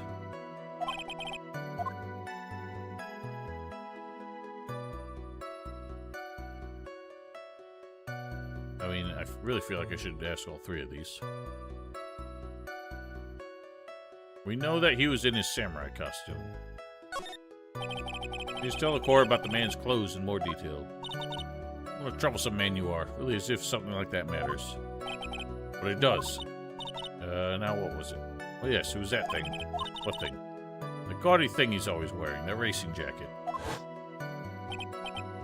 He's wearing that at the detention center, too. Thing's meant for nothing but seducing women out of their pantaloons. Men. Right. So, Mr. Wright, was the testimony just now important or relevant in any way? It was. How do I present it? Because he said he was in his costume all night.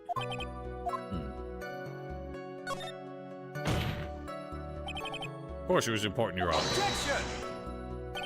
And perhaps you'd like to point out what part of that testimony was important. Don't you see, Edgeworth? Your Honor, I request what the witness said about the jacket be appended into her testimony. Don't quite see where you're going with this, but alright, witness, please. I don't like to badmouth anyone without a reason, but if I must. Wearing his flashy racing jacket. Honestly, it's all just for show. Hold it! Are you sure the defendant was wearing a racing jacket? What do you think? Not like I've seen him in anything other than that horrible thing. I'm sure he was wearing it. So sure of herself that it's a point of self-absorption. She may not remember things or be mistaken here and there, but I don't think she's lying.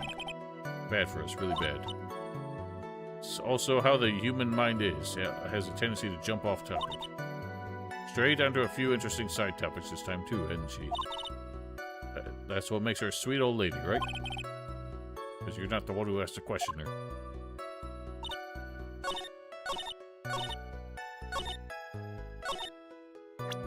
Okay, so how do I prove that she's wrong here? Right, because he was found in his costume, right? Is this how I do it? I'm gonna save.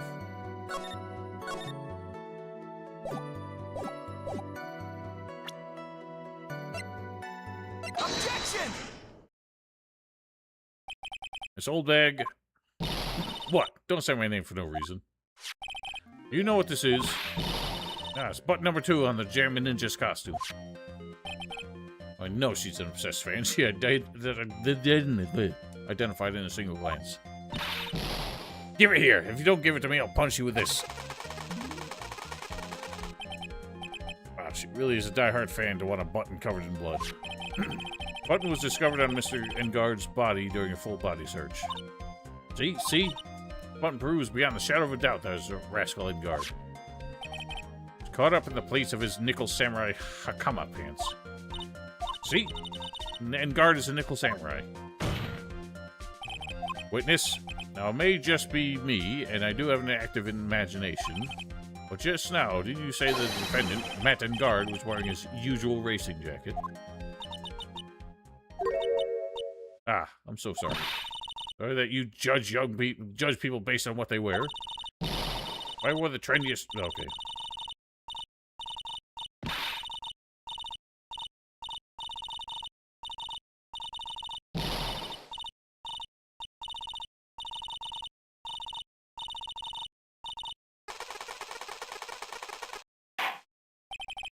Hold your tongue still there for 1 second.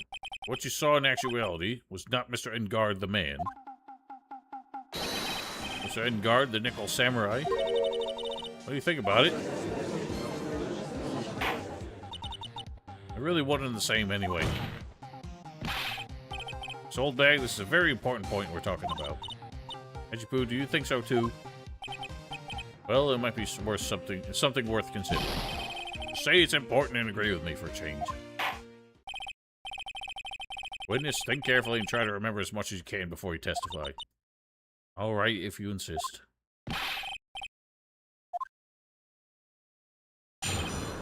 Who I saw. Engard, yes, now I remember. Nickel Samurai, that's right. It was a Nickel Samurai that I saw. So this is... At least the recurring characters are kind of... They keep their... like, unique... not necessarily unique, but their specific way that you approach cross-examining them. Like, Old Bag has memory problems. So that's what we target. And she's just very stubborn and, like, fixated on things that she fills in the blanks with false memories. It would have been convenient for him to wear his costume during the murder. He had to go to that post-ceremony stage show right after the crime, you know. He must have worn that nickel samurai costume when he was stabbing poor Juan.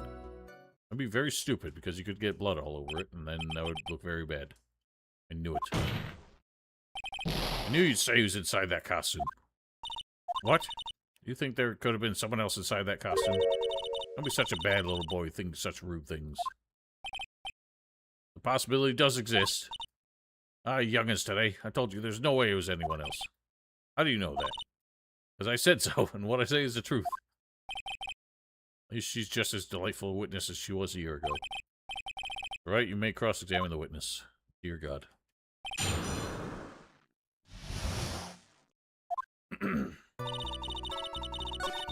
Oops. Hold it! Could you please get on with the testimony? I think she was. What's your language, young man? What sort of tone is that to take you to an elder? My youthfulness isn't what it used to be, so you should forgive me for everything. Keep on barking at me like that, I'll start singing at the top of my lungs. What? So I can figure by this. Actually singing somehow, my poor ears. So Edgeworth, can you please do something about this racket? Witness, I'll give you a piece of gum later if you be good and just stick to the facts. Okay, you promise, right? Well, she's so interested in gum. I feel like she doesn't have real enough teeth to chew it. Right, I'll be sending the bill for the chewing gum to your office.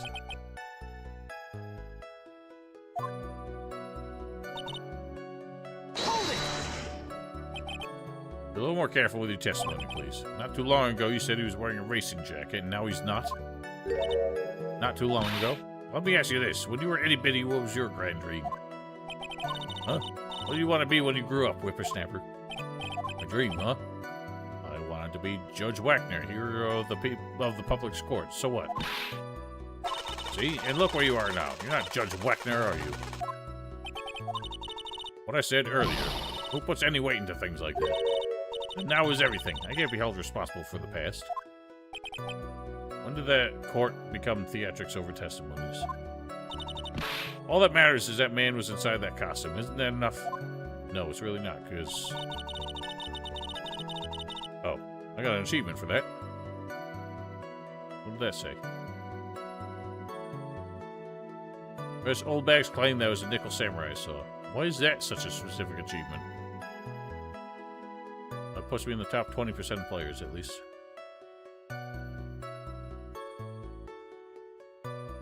Hold it! And why would that be? Now, right, no one could see his face, of course. There's still no advantage for him that I can see. In fact, you would think the costume would make him stand out all the more. You're such an annoying child, you know that? Disagree with me, everything I say. Isn't that what you're always doing to me? I got it. Maybe it was more troublesome for him to change in and out of his costume.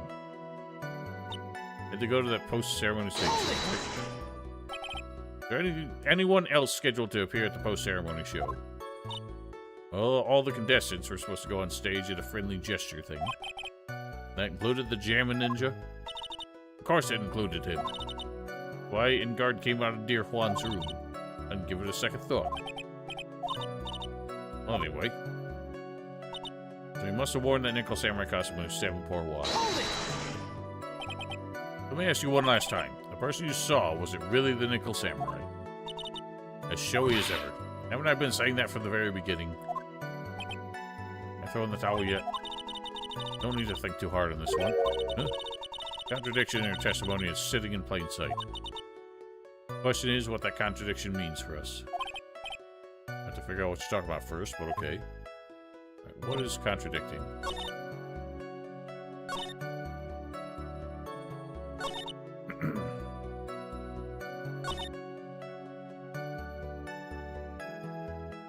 He wasn't stabbed, though. We know that.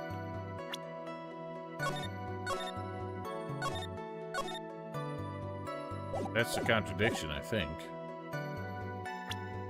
But I don't think that matters. He was strangled, then stabbed. They keep saying that... They keep referring to the stabbing... The murder as a stabbing. Even though they said strangulation was the actual cause of death.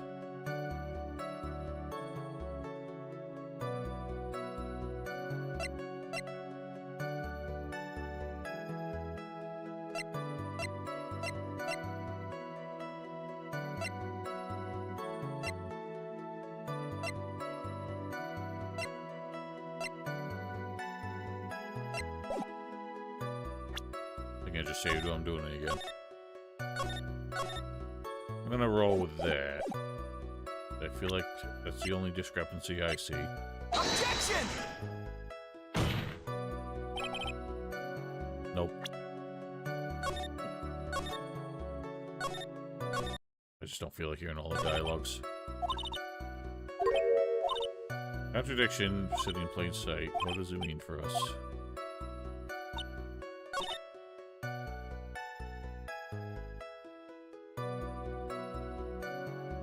Maybe I shouldn't have done that. That was cheating. Because I didn't lose the hit points.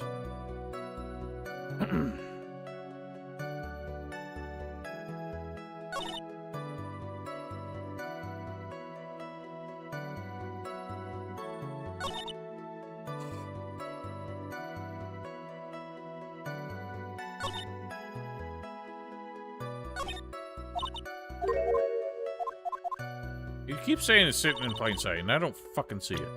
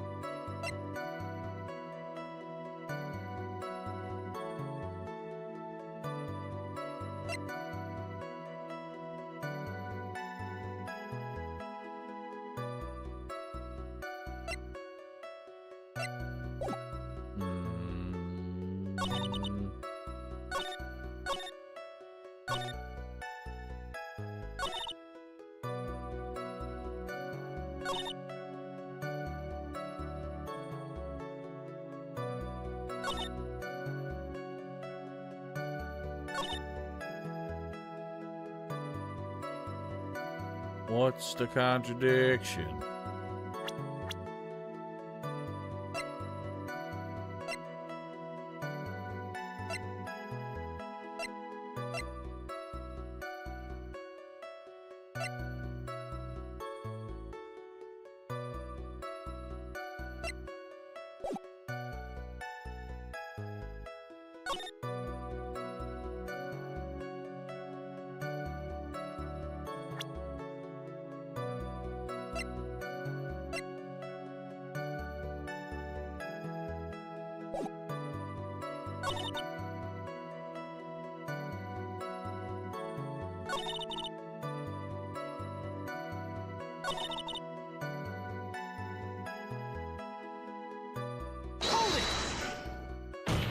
I have to go through this again. I'm not seeing it.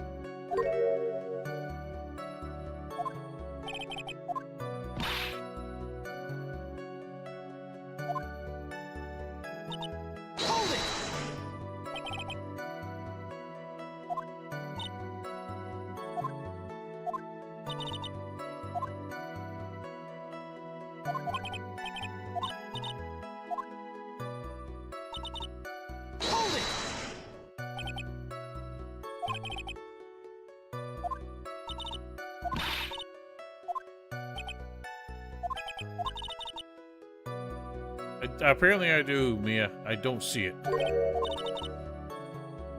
Sitting in plain sight.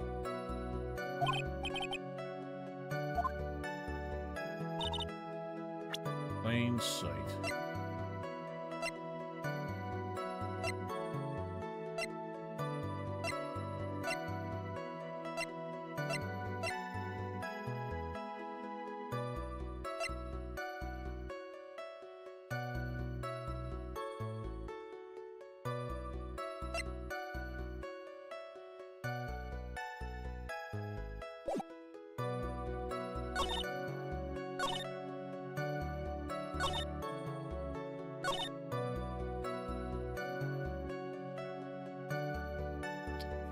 Pressing doesn't yield any other results, so it's got to be evidence.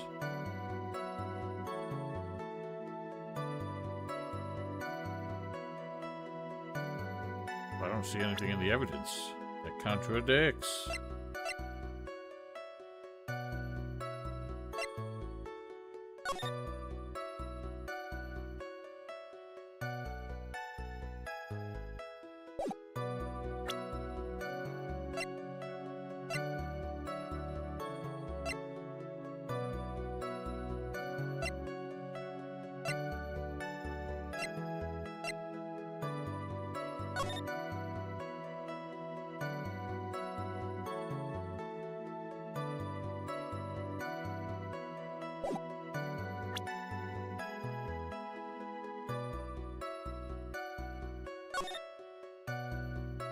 I would like to propose this suspicious fact that his costume has gloves.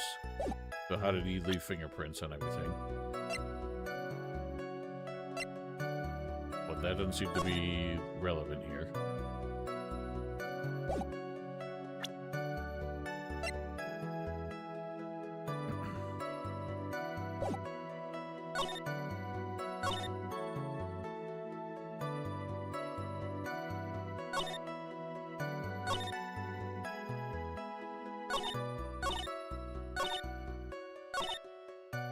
I don't get it. I get nothing.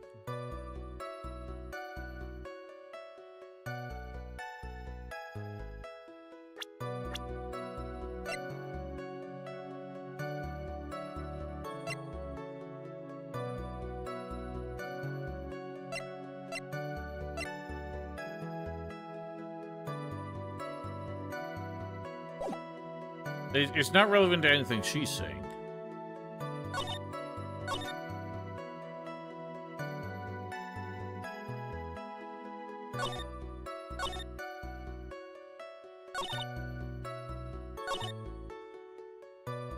The only thing I can think is that her saying it's convenient for him to wear the costume doesn't hold up, because that looks like a really inconvenient costume to try and do anything in. But as far as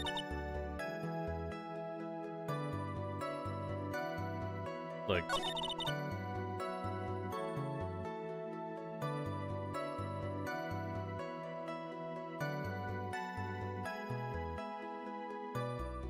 I guess so.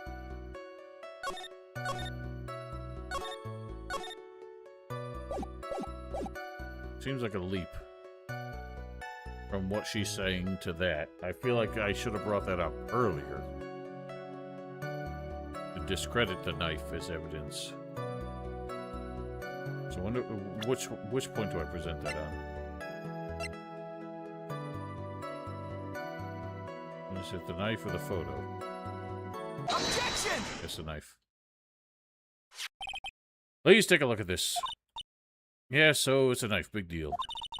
Trying to scare me with that, I'll have you know it won't work. Oh, no, that's not my intention at all. It's a knife that was used in the murder, correct? Your Honor, do you know why this piece of evidence is important to this case? You don't have to ask. It's because the defendant's fingerprints are on it. Is that what you're driving at? That is exactly what I'm driving at. What are we driving at? Whose car are we driving? Mr. Engard was really in the Nickel Samurai costume at the time of the murder. And it's impossible for his fingerprints to have been left on this knife. Actually, he would have wiped off all previous fingerprints on this knife. Oh, that's right. Nickel Samurai wears gloves, doesn't he? Objection! Probably took his gloves off before he began the stabbing. Objection! Why would he do something like that? To leave prints on his murder weapon? No way he would do something like that. However, there's one possibility. Now, let's hear your possibility.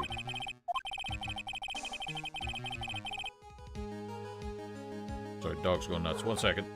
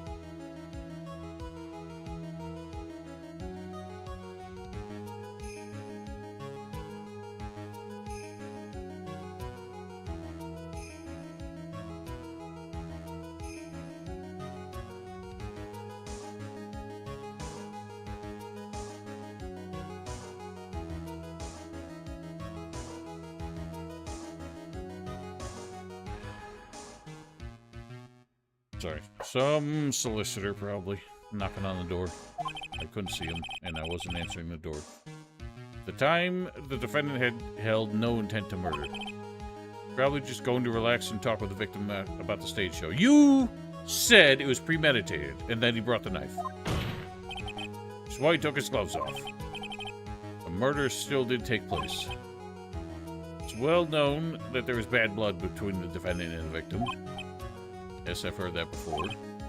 Well, Mr. Wright, you have anything to say? What do you have to say about Mr. Edgeworth's theory? You're contradicting your own premeditation argument, so that's what I have to say. Edgeworth's theory goes like this. When the defendant went to the victim's room, he had no intention of killing him. Up to this point, are there any problems with this theory? Yes. This theory contradicts something in an earlier testimony. What are you babbling about? Well, for argument's sake, let's suppose Mr. Ingard was a killer. If that's the case, I think it's impossible for the killer to have gone to the room without intent. It's because he brought the knife. This knife was used by Mr. Ingard at dinner. Yes, we did establish that. Means that if my client was in fact the killer, and he brought this knife with him when he went to visit Mr. Corda. I suppose, however, you just said it yourself. At the time, the defendant had held no intent to murder. If that were true, then why would he bring a knife? He wouldn't, would he? Means, Mr. Edgeworth, I feel like if you're trying to establish premeditated murder, the one thing you should have a grasp on, and should not, like, overlook, is the premeditation angle. Like, don't bring up just an impulsive theory that relied on the fact that it wasn't premeditated out of nowhere. Your theory is flawed from supposition one. And one more thing. If the murderer was wearing the costume at the time of the murder, there should be glove marks left on the knife. Which means the defendant's fingerprints shouldn't be all over it like bees on a hive. That brings me to my final point. This knife was planted by the real killer to hide their identity and mislead us.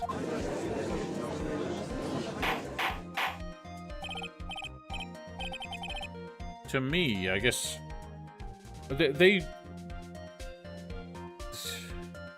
Some of the things that they say as, like, a matter of fact, like, cannot be disputed. Like, earlier, Phoenix said if he used a glove, he should have wiped off any other prints on it, because that's just what would happen if you handled it with gloves.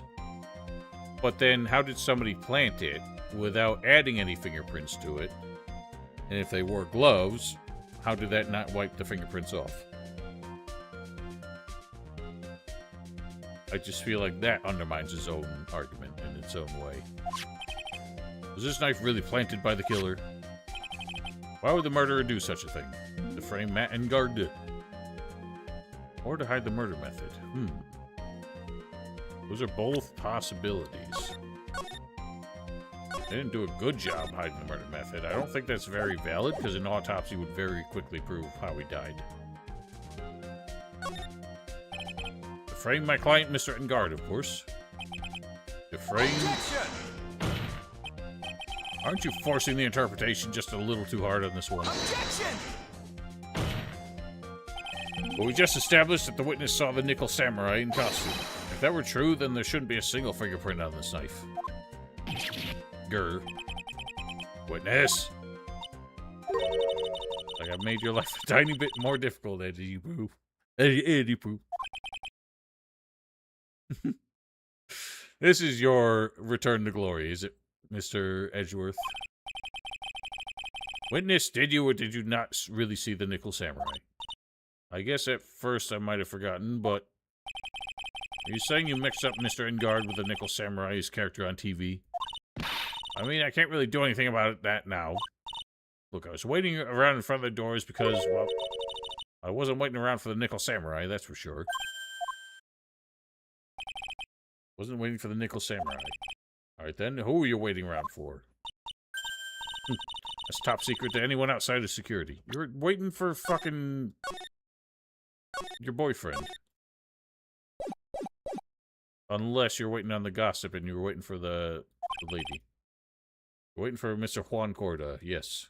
Thank you, Judge. I thought maybe they were gonna make me try and riddle that out. Haha. Why you think you're a sad amateur with a terrible case of nearsightedness? Amateur? Me? What am I an amateur of? Old bag was waiting around in front of the victim's room, but it doesn't sound like she was waiting for a glimpse of Mr. Corda. Oh ho. Maybe Phoenix, the old bag, was waiting around for that person. Who I think Maya's hinting at, it's certainly possible. So, old bag, you were waiting for this person to come out of the victim's room, weren't you? Nope, I don't have a choice. You were waiting on the gossip just as well. Who is this person? It's Adrian Andrews, Mr. Engar's manager. Why would the defendant's manager be in the victim's room? Seems that this is the latest rumor in circulation, Your Honor. Nice. See, Judge seems to be really into the article, if it can be called such a thing. And this manager with the initials AA, are you saying it's Adrian Andrews? Without a doubt, the witness thought so as well. Looks like you found me out. Well, that's fine. I can throw away this whole sworn to confidentiality stuff then. Witness, what in the world are you... Watch out, Phoenix. Bad feeling about this. A very bad feeling. Got some information. Some very secret information from a certain source. That's why I was doing my own little investigation. In secret, of course. What for? Oh, just for myself. Personal reasons and all that. Well, Mr. Edgeworth, how will you proceed from here? Really don't want to do this. However, I cannot simply let this point slide. I see. Very well then, witness. Please testify about the secret information. Yeah, ready. Gonna take the wind out of you youngins. We're all capable of handling this. Really, it's not like we're 10 years old.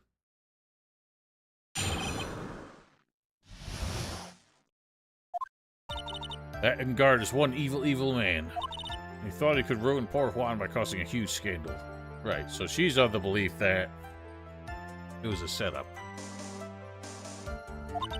So to do that, he sent his own manager to get in close with Juan. I cannot condone such dirty tricks, so I took action. Well, this is top secret, you got that? Nobody else but you and me know yet, okay? The defendant sent his manager. What distasteful topic for this court. What? Nobody's above gossip. Isn't there a saying, the truth is never pleasant? Never heard that one before. Mr. Edgeworth, what about this Adrian Andrews person? We have looked into this matter and found that the truth this article proposes is, in fact, baseless gossip. Should this be true, this proves that the defendant did bear ill will towards the victim. This means I have to smash this rumor once and for all.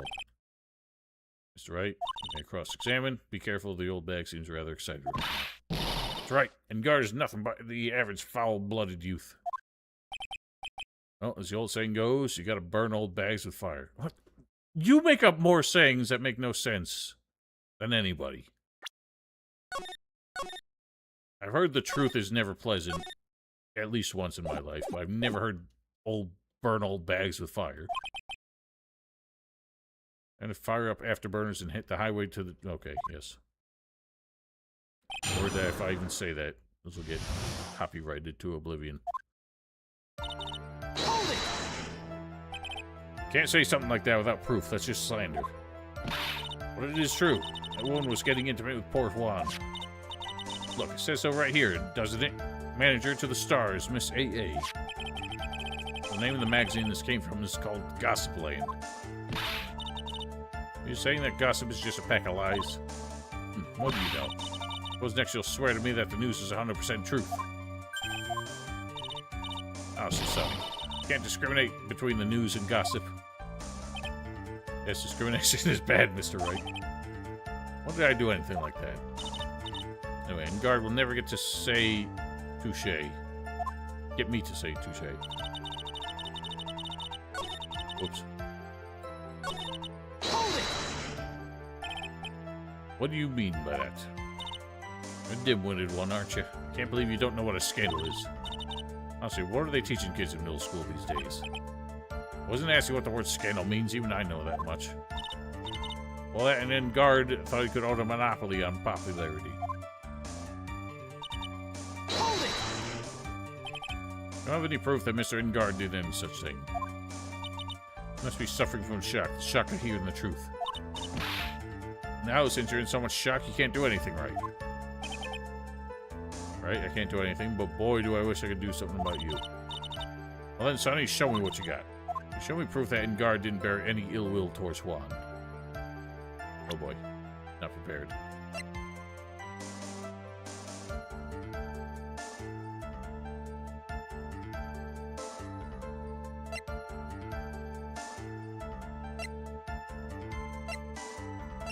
I don't think I do. Not at the moment, anyway. I don't have anything to offer. See? Just as I thought. You were lecturing me about saying things without proof.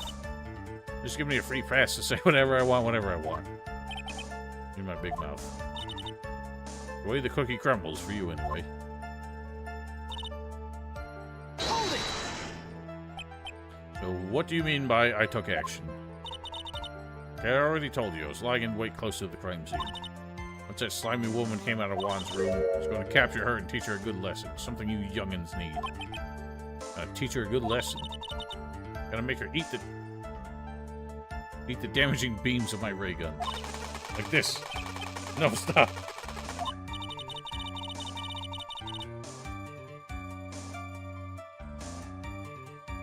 It's too bad that woman didn't come through the door that night. Hold it!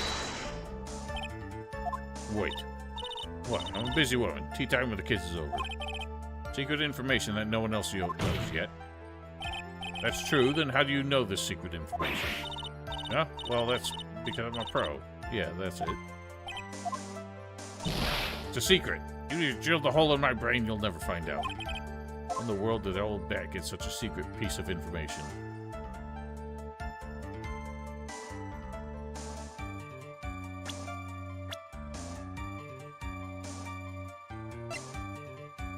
Probably heard it from her.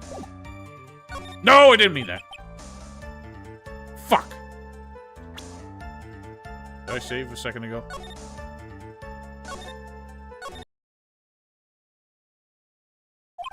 Alright, well, we're going through this again. It was a mistake. I didn't mean to press that option. Hold it!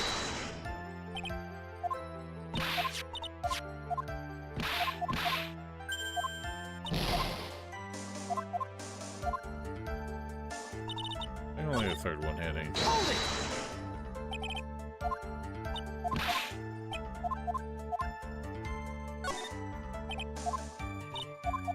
I didn't need to do that.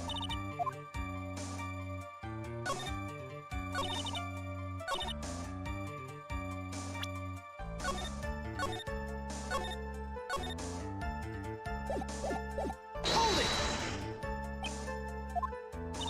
I wanted to press further is all.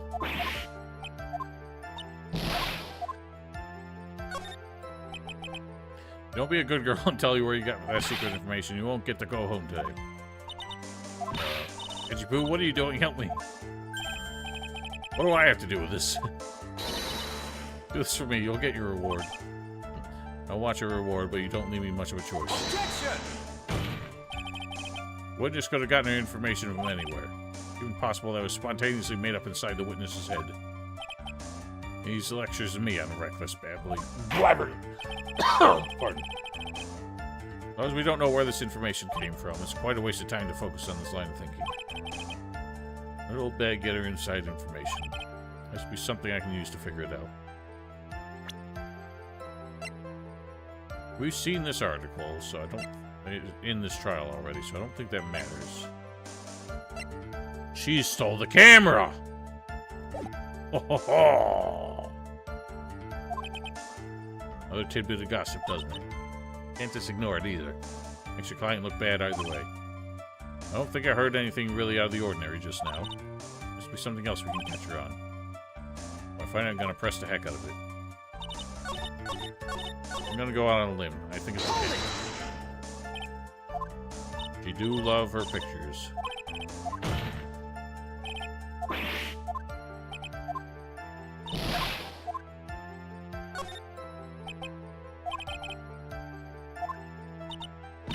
What are you looking at me like that? Stop that. Witness? I hate to say it, but this is how you came to acquire your secret info, isn't it? Take that! Investigative photographer, a lot of heart.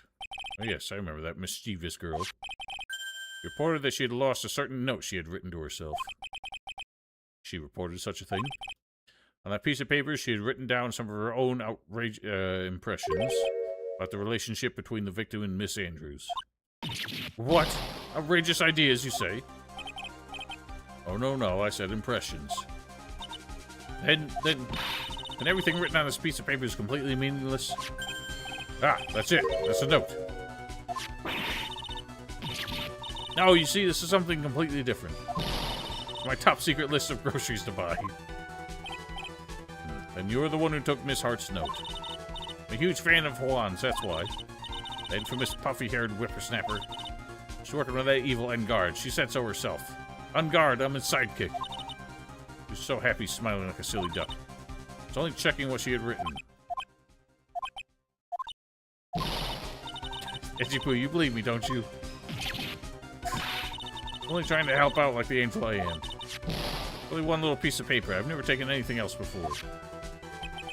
But she didn't steal the camera, she only stole the paper. They should come with a supply of cheese to match your vintage wine. Good one. It's only a piece of paper. I suppose we can overlook this just once. But she's really sorry. Did I forgive her? I don't think we should.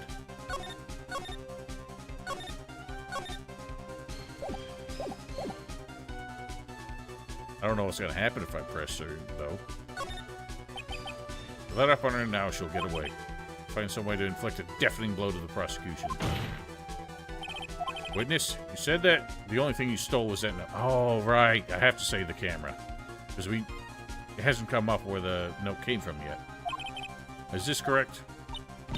Stole? Why don't you listen more carefully, you annoying brat?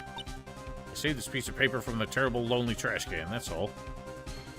Yes, she do rat-a-tat-ta. Quite often. You're lying, damn it! Wow, that's the most intense language in this game so far. I can't believe he said the big D. I can prove it. Are you putting my credibility under scrutiny again? This old bag. I don't believe that the note was the only thing you stole that night. The camera, again. That note was with a camera inside its case, wasn't it? A camera? Yesterday, Lotta Hart was raising a huge stink over her camera. She kept saying something like, my sweet $1,600 camera disappeared on me. Correct. I'll be honest, I keep forgetting which subtitle is which. Second game is Justice for All, right? Why, witness? What is it, Gramps? You have the note, then it's only logical that you have the camera, too. Looks like you found me out again, Sonny. What do you mean sounds like that? This is my voice. Is this the camera you're looking for? That's... What? Even though I look like this, I'm still a person, you know. I still eat meals like you, I fall in love, and I borrow things from people.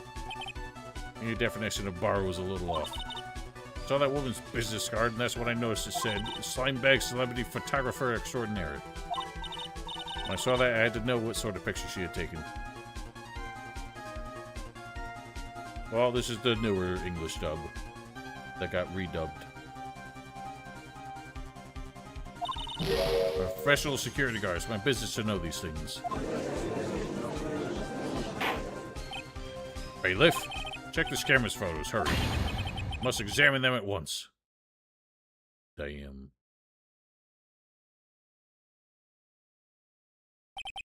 Well, Miss Edgeworth, what do we have? Only one photo that seems to be relevant to this case. Please present it to the court.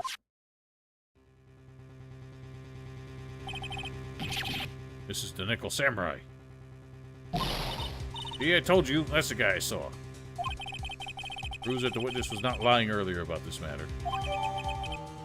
Oh, there's a story behind it. I suggest you read up.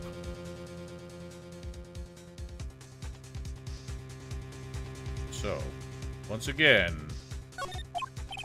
her photographs make our case a lot harder. What does all this mean, Mr. Edgeworth? Photo by itself does not prove that the person in it is the defendant. Yes, we've learned. However, in his own confession, Mr. Engard clearly stated that at the time of the murder, he was still in his nickel samurai costume. If that is the case, and this nickel samurai is the defendant. How did it come to this? I think this brings us to the end. We have examined every piece of evidence thoroughly. I would still like to point out that, I hate these fucking coasters. That Edgeworth took a gamble bringing in this witness. She only made things harder for him to pretty much end up in the same position. But, you know, I'm sure we still have a way out of this. What do you think? Who is in that outfit? I don't know. I need another look at it.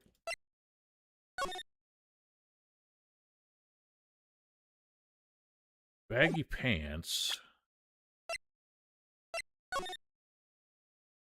He's tall enough that his feet show out of it, so it's got to be. If it's anyone, I feel like it's Miss Andrews. But just to be clear, I don't want spoilers. If you know who it is, then don't say anything. I presume you do because you're familiar with the game. Final comments, Mr. Wright? Court will consider them before we close. Do you agree that this photo is decisive evidence against your client? Photo is really decisive, then we're done for. So obviously I can't say that it is. But how do I jive the fact that he said he was wearing the costume all night, never took it off?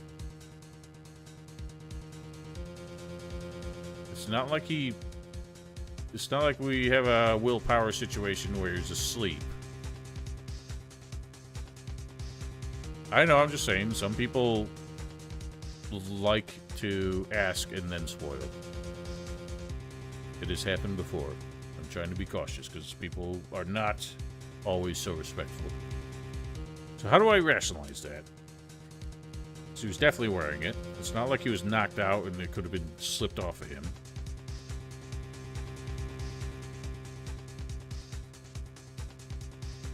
Let's see if there's any discrepancies in the outfit, like there were in the last one. Got the mountain pants. Got the robot arm. The mask. Blue glove.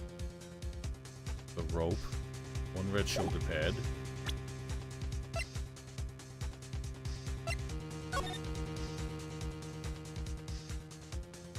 Nope, that all looks the same. But again, the gloves and the fingerprints.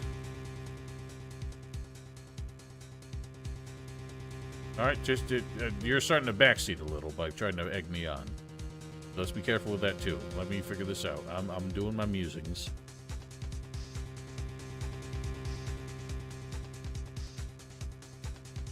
Once again, they're all black and white photographs, which makes this even trickier.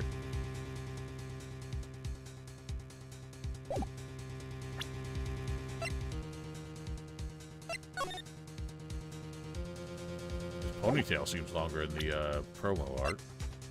I don't think that matters.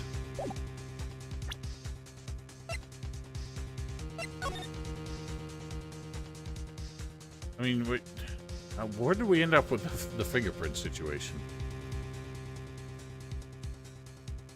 Because again, it makes it clear that he couldn't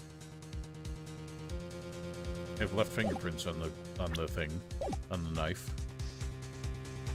I raise an objection here and blow it, then I put Maya's life in jeopardy. Can't make a mistake here. There's only one road out of this mess. Oh god, what is it? I never know what Phoenix is thinking before he walks into it. Photo that Lotta took. There's something strange with it.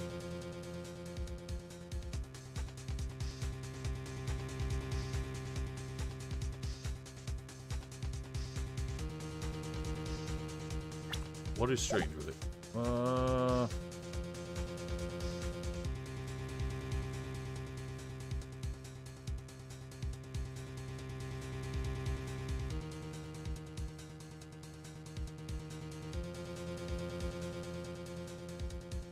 I'm trying to remember.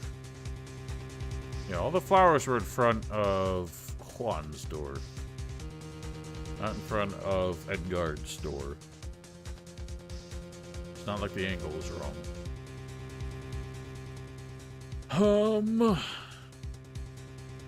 There has to be something strange with it. What is it? There's something strange with this photo. I knew this was coming, right? Your thoughts, Mr. Edgeworth? I think we can all agree there's nothing strange with this photo. No way for the defense to debunk this photo, even with the bunker buster. Bunk with a bunker buster? Is that what you're planning to do, Mr. Wright? Anyway, please look at the photo one more time. Really believe you can honestly find something wrong with this photo? You should only need one chance, correct? Well, I have to find something wrong with this photo. I can't let this chance go by. Oh, God. I'm not confident in this. Let's peruse once more. See his feet. Got that. Got that.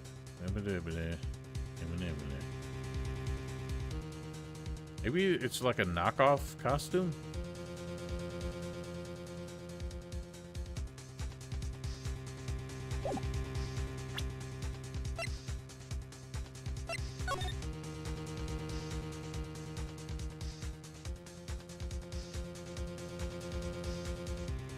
Beyond just the length of the pants, I'm not seeing anything else. And the length of the ponytail. I'm not seeing anything else odd about it. Where the heck did she take this photo from anyway? Huh? From the floor. Out of focus. Why can't she take a good shot, especially when it counts? Let's hear your objection. What about this photo is strange? It's going to be a pointy.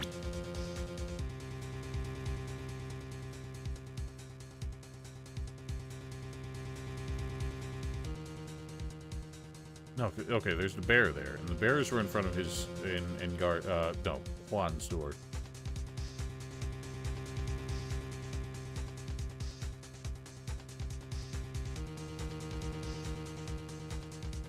I'm gonna blow this. I really think it's the length of the pants. Take that!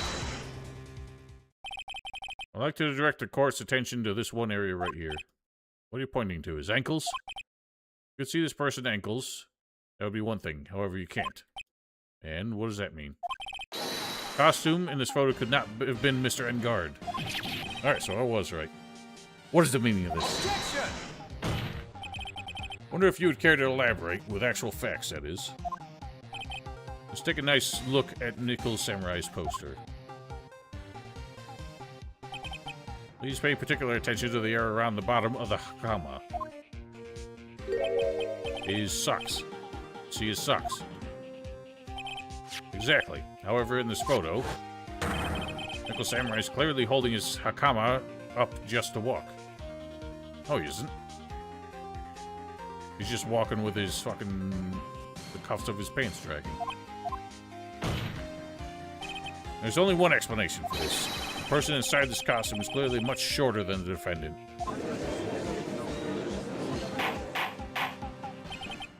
Alright, I think I've turned things around for myself this time. That's curious. Huh? What is? Edgeworth is unusually calm today. It's true. He's just letting the trial run itself, as if he's only along for the ride. Along for the ride? What do you mean by that?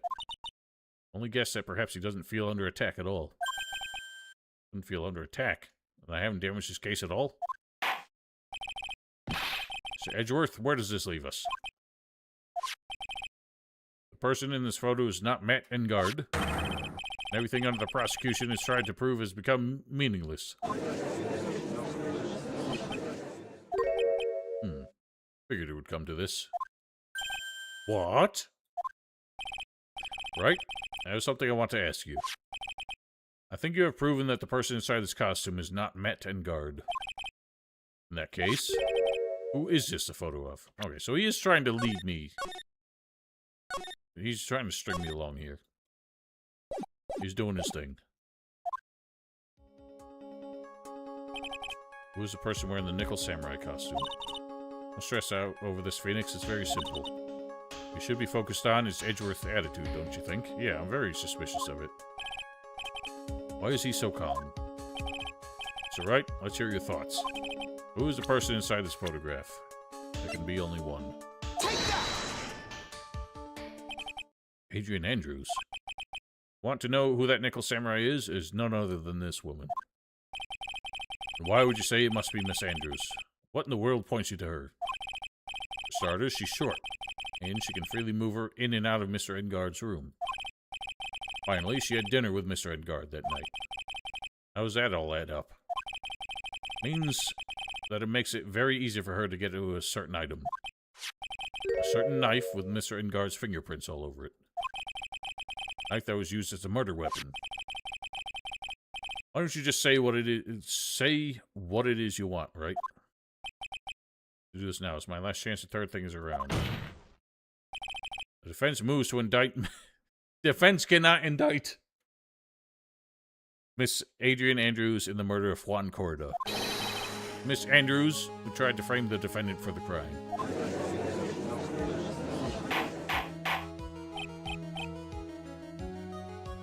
Order, order, order. Looks like this trial has hit the most unexpected development. Mr. Edgeworth. Yes, Your Honor. The court is issuing a subpoena for Miss Adrian Andrews. Verdict cannot be passed without first hearing her testimony. Alright, this is it. This is kind of bad for us. Huh? What do you mean? Adrian Andrews is summoned to court as a witness. Means that her trial will go on for another day. One more day. Ack! If you don't get that verdict today, then Maya. Now then, we shall set Miss Andrews' testimony for tomorrow. What am I supposed to do? The judge is about to adjourn the court.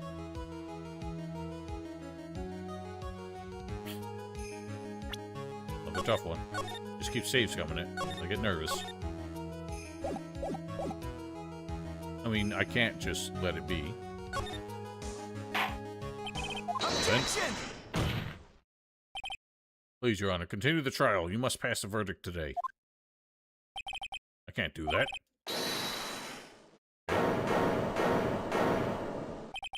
I abhor wasting such valuable time. Edgeworth? Your Honor, I request that you please continue with today's trial. But can I continue due to this unexpected development? Unexpected development? I think you underestimate me, Your Honor. What do you mean by that? Mr. Phoenix Wright would slave his way to subpoenaing Miss Andrews is all happening according to plan, even if Mr. Wright was a bit slow to catch on. What? What is the meaning of your statement, Mr. Edgeworth? Miss Adrian Andrews is currently waiting in the prosecution's lobby. He's the next witness. Everything was planned out in advance by that man. I feel like if I was a judge, I would also be really pissed at this. Because it sounds like Edgeworth is the one wasting time. If he had her lined up as a witness, then what was the point of this? And this is 2 times in a... Well... Yeah, okay. Whatever. I get it. But, again, he could have won the case just with Gumshoe's testimony, because the judge was ready to render his verdict then. But he insisted on having a second witness, and now he's having a third that he never warned the judge about. I knew there was no way Edgeworth would overlook Miss Andrews. Looks like this battle is far from over. Exactly. Very well, we will call the next witness. However, before we proceed, we shall take a 10-minute recess. Please prepare your witness in that time, Mr. Edgeworth. Court will now take a 10-minute recess. Hallelujah. Well, that was something. So, I think I will wrap it up here. Good 4.5 hours, so we should be able to wrap up the second half of it tomorrow. I'm curious how it can go on for so much longer. Because apparently that's only about halfway through it. But, that'll be all. We'll be back tomorrow, probably around the same time. Kind of depends on things.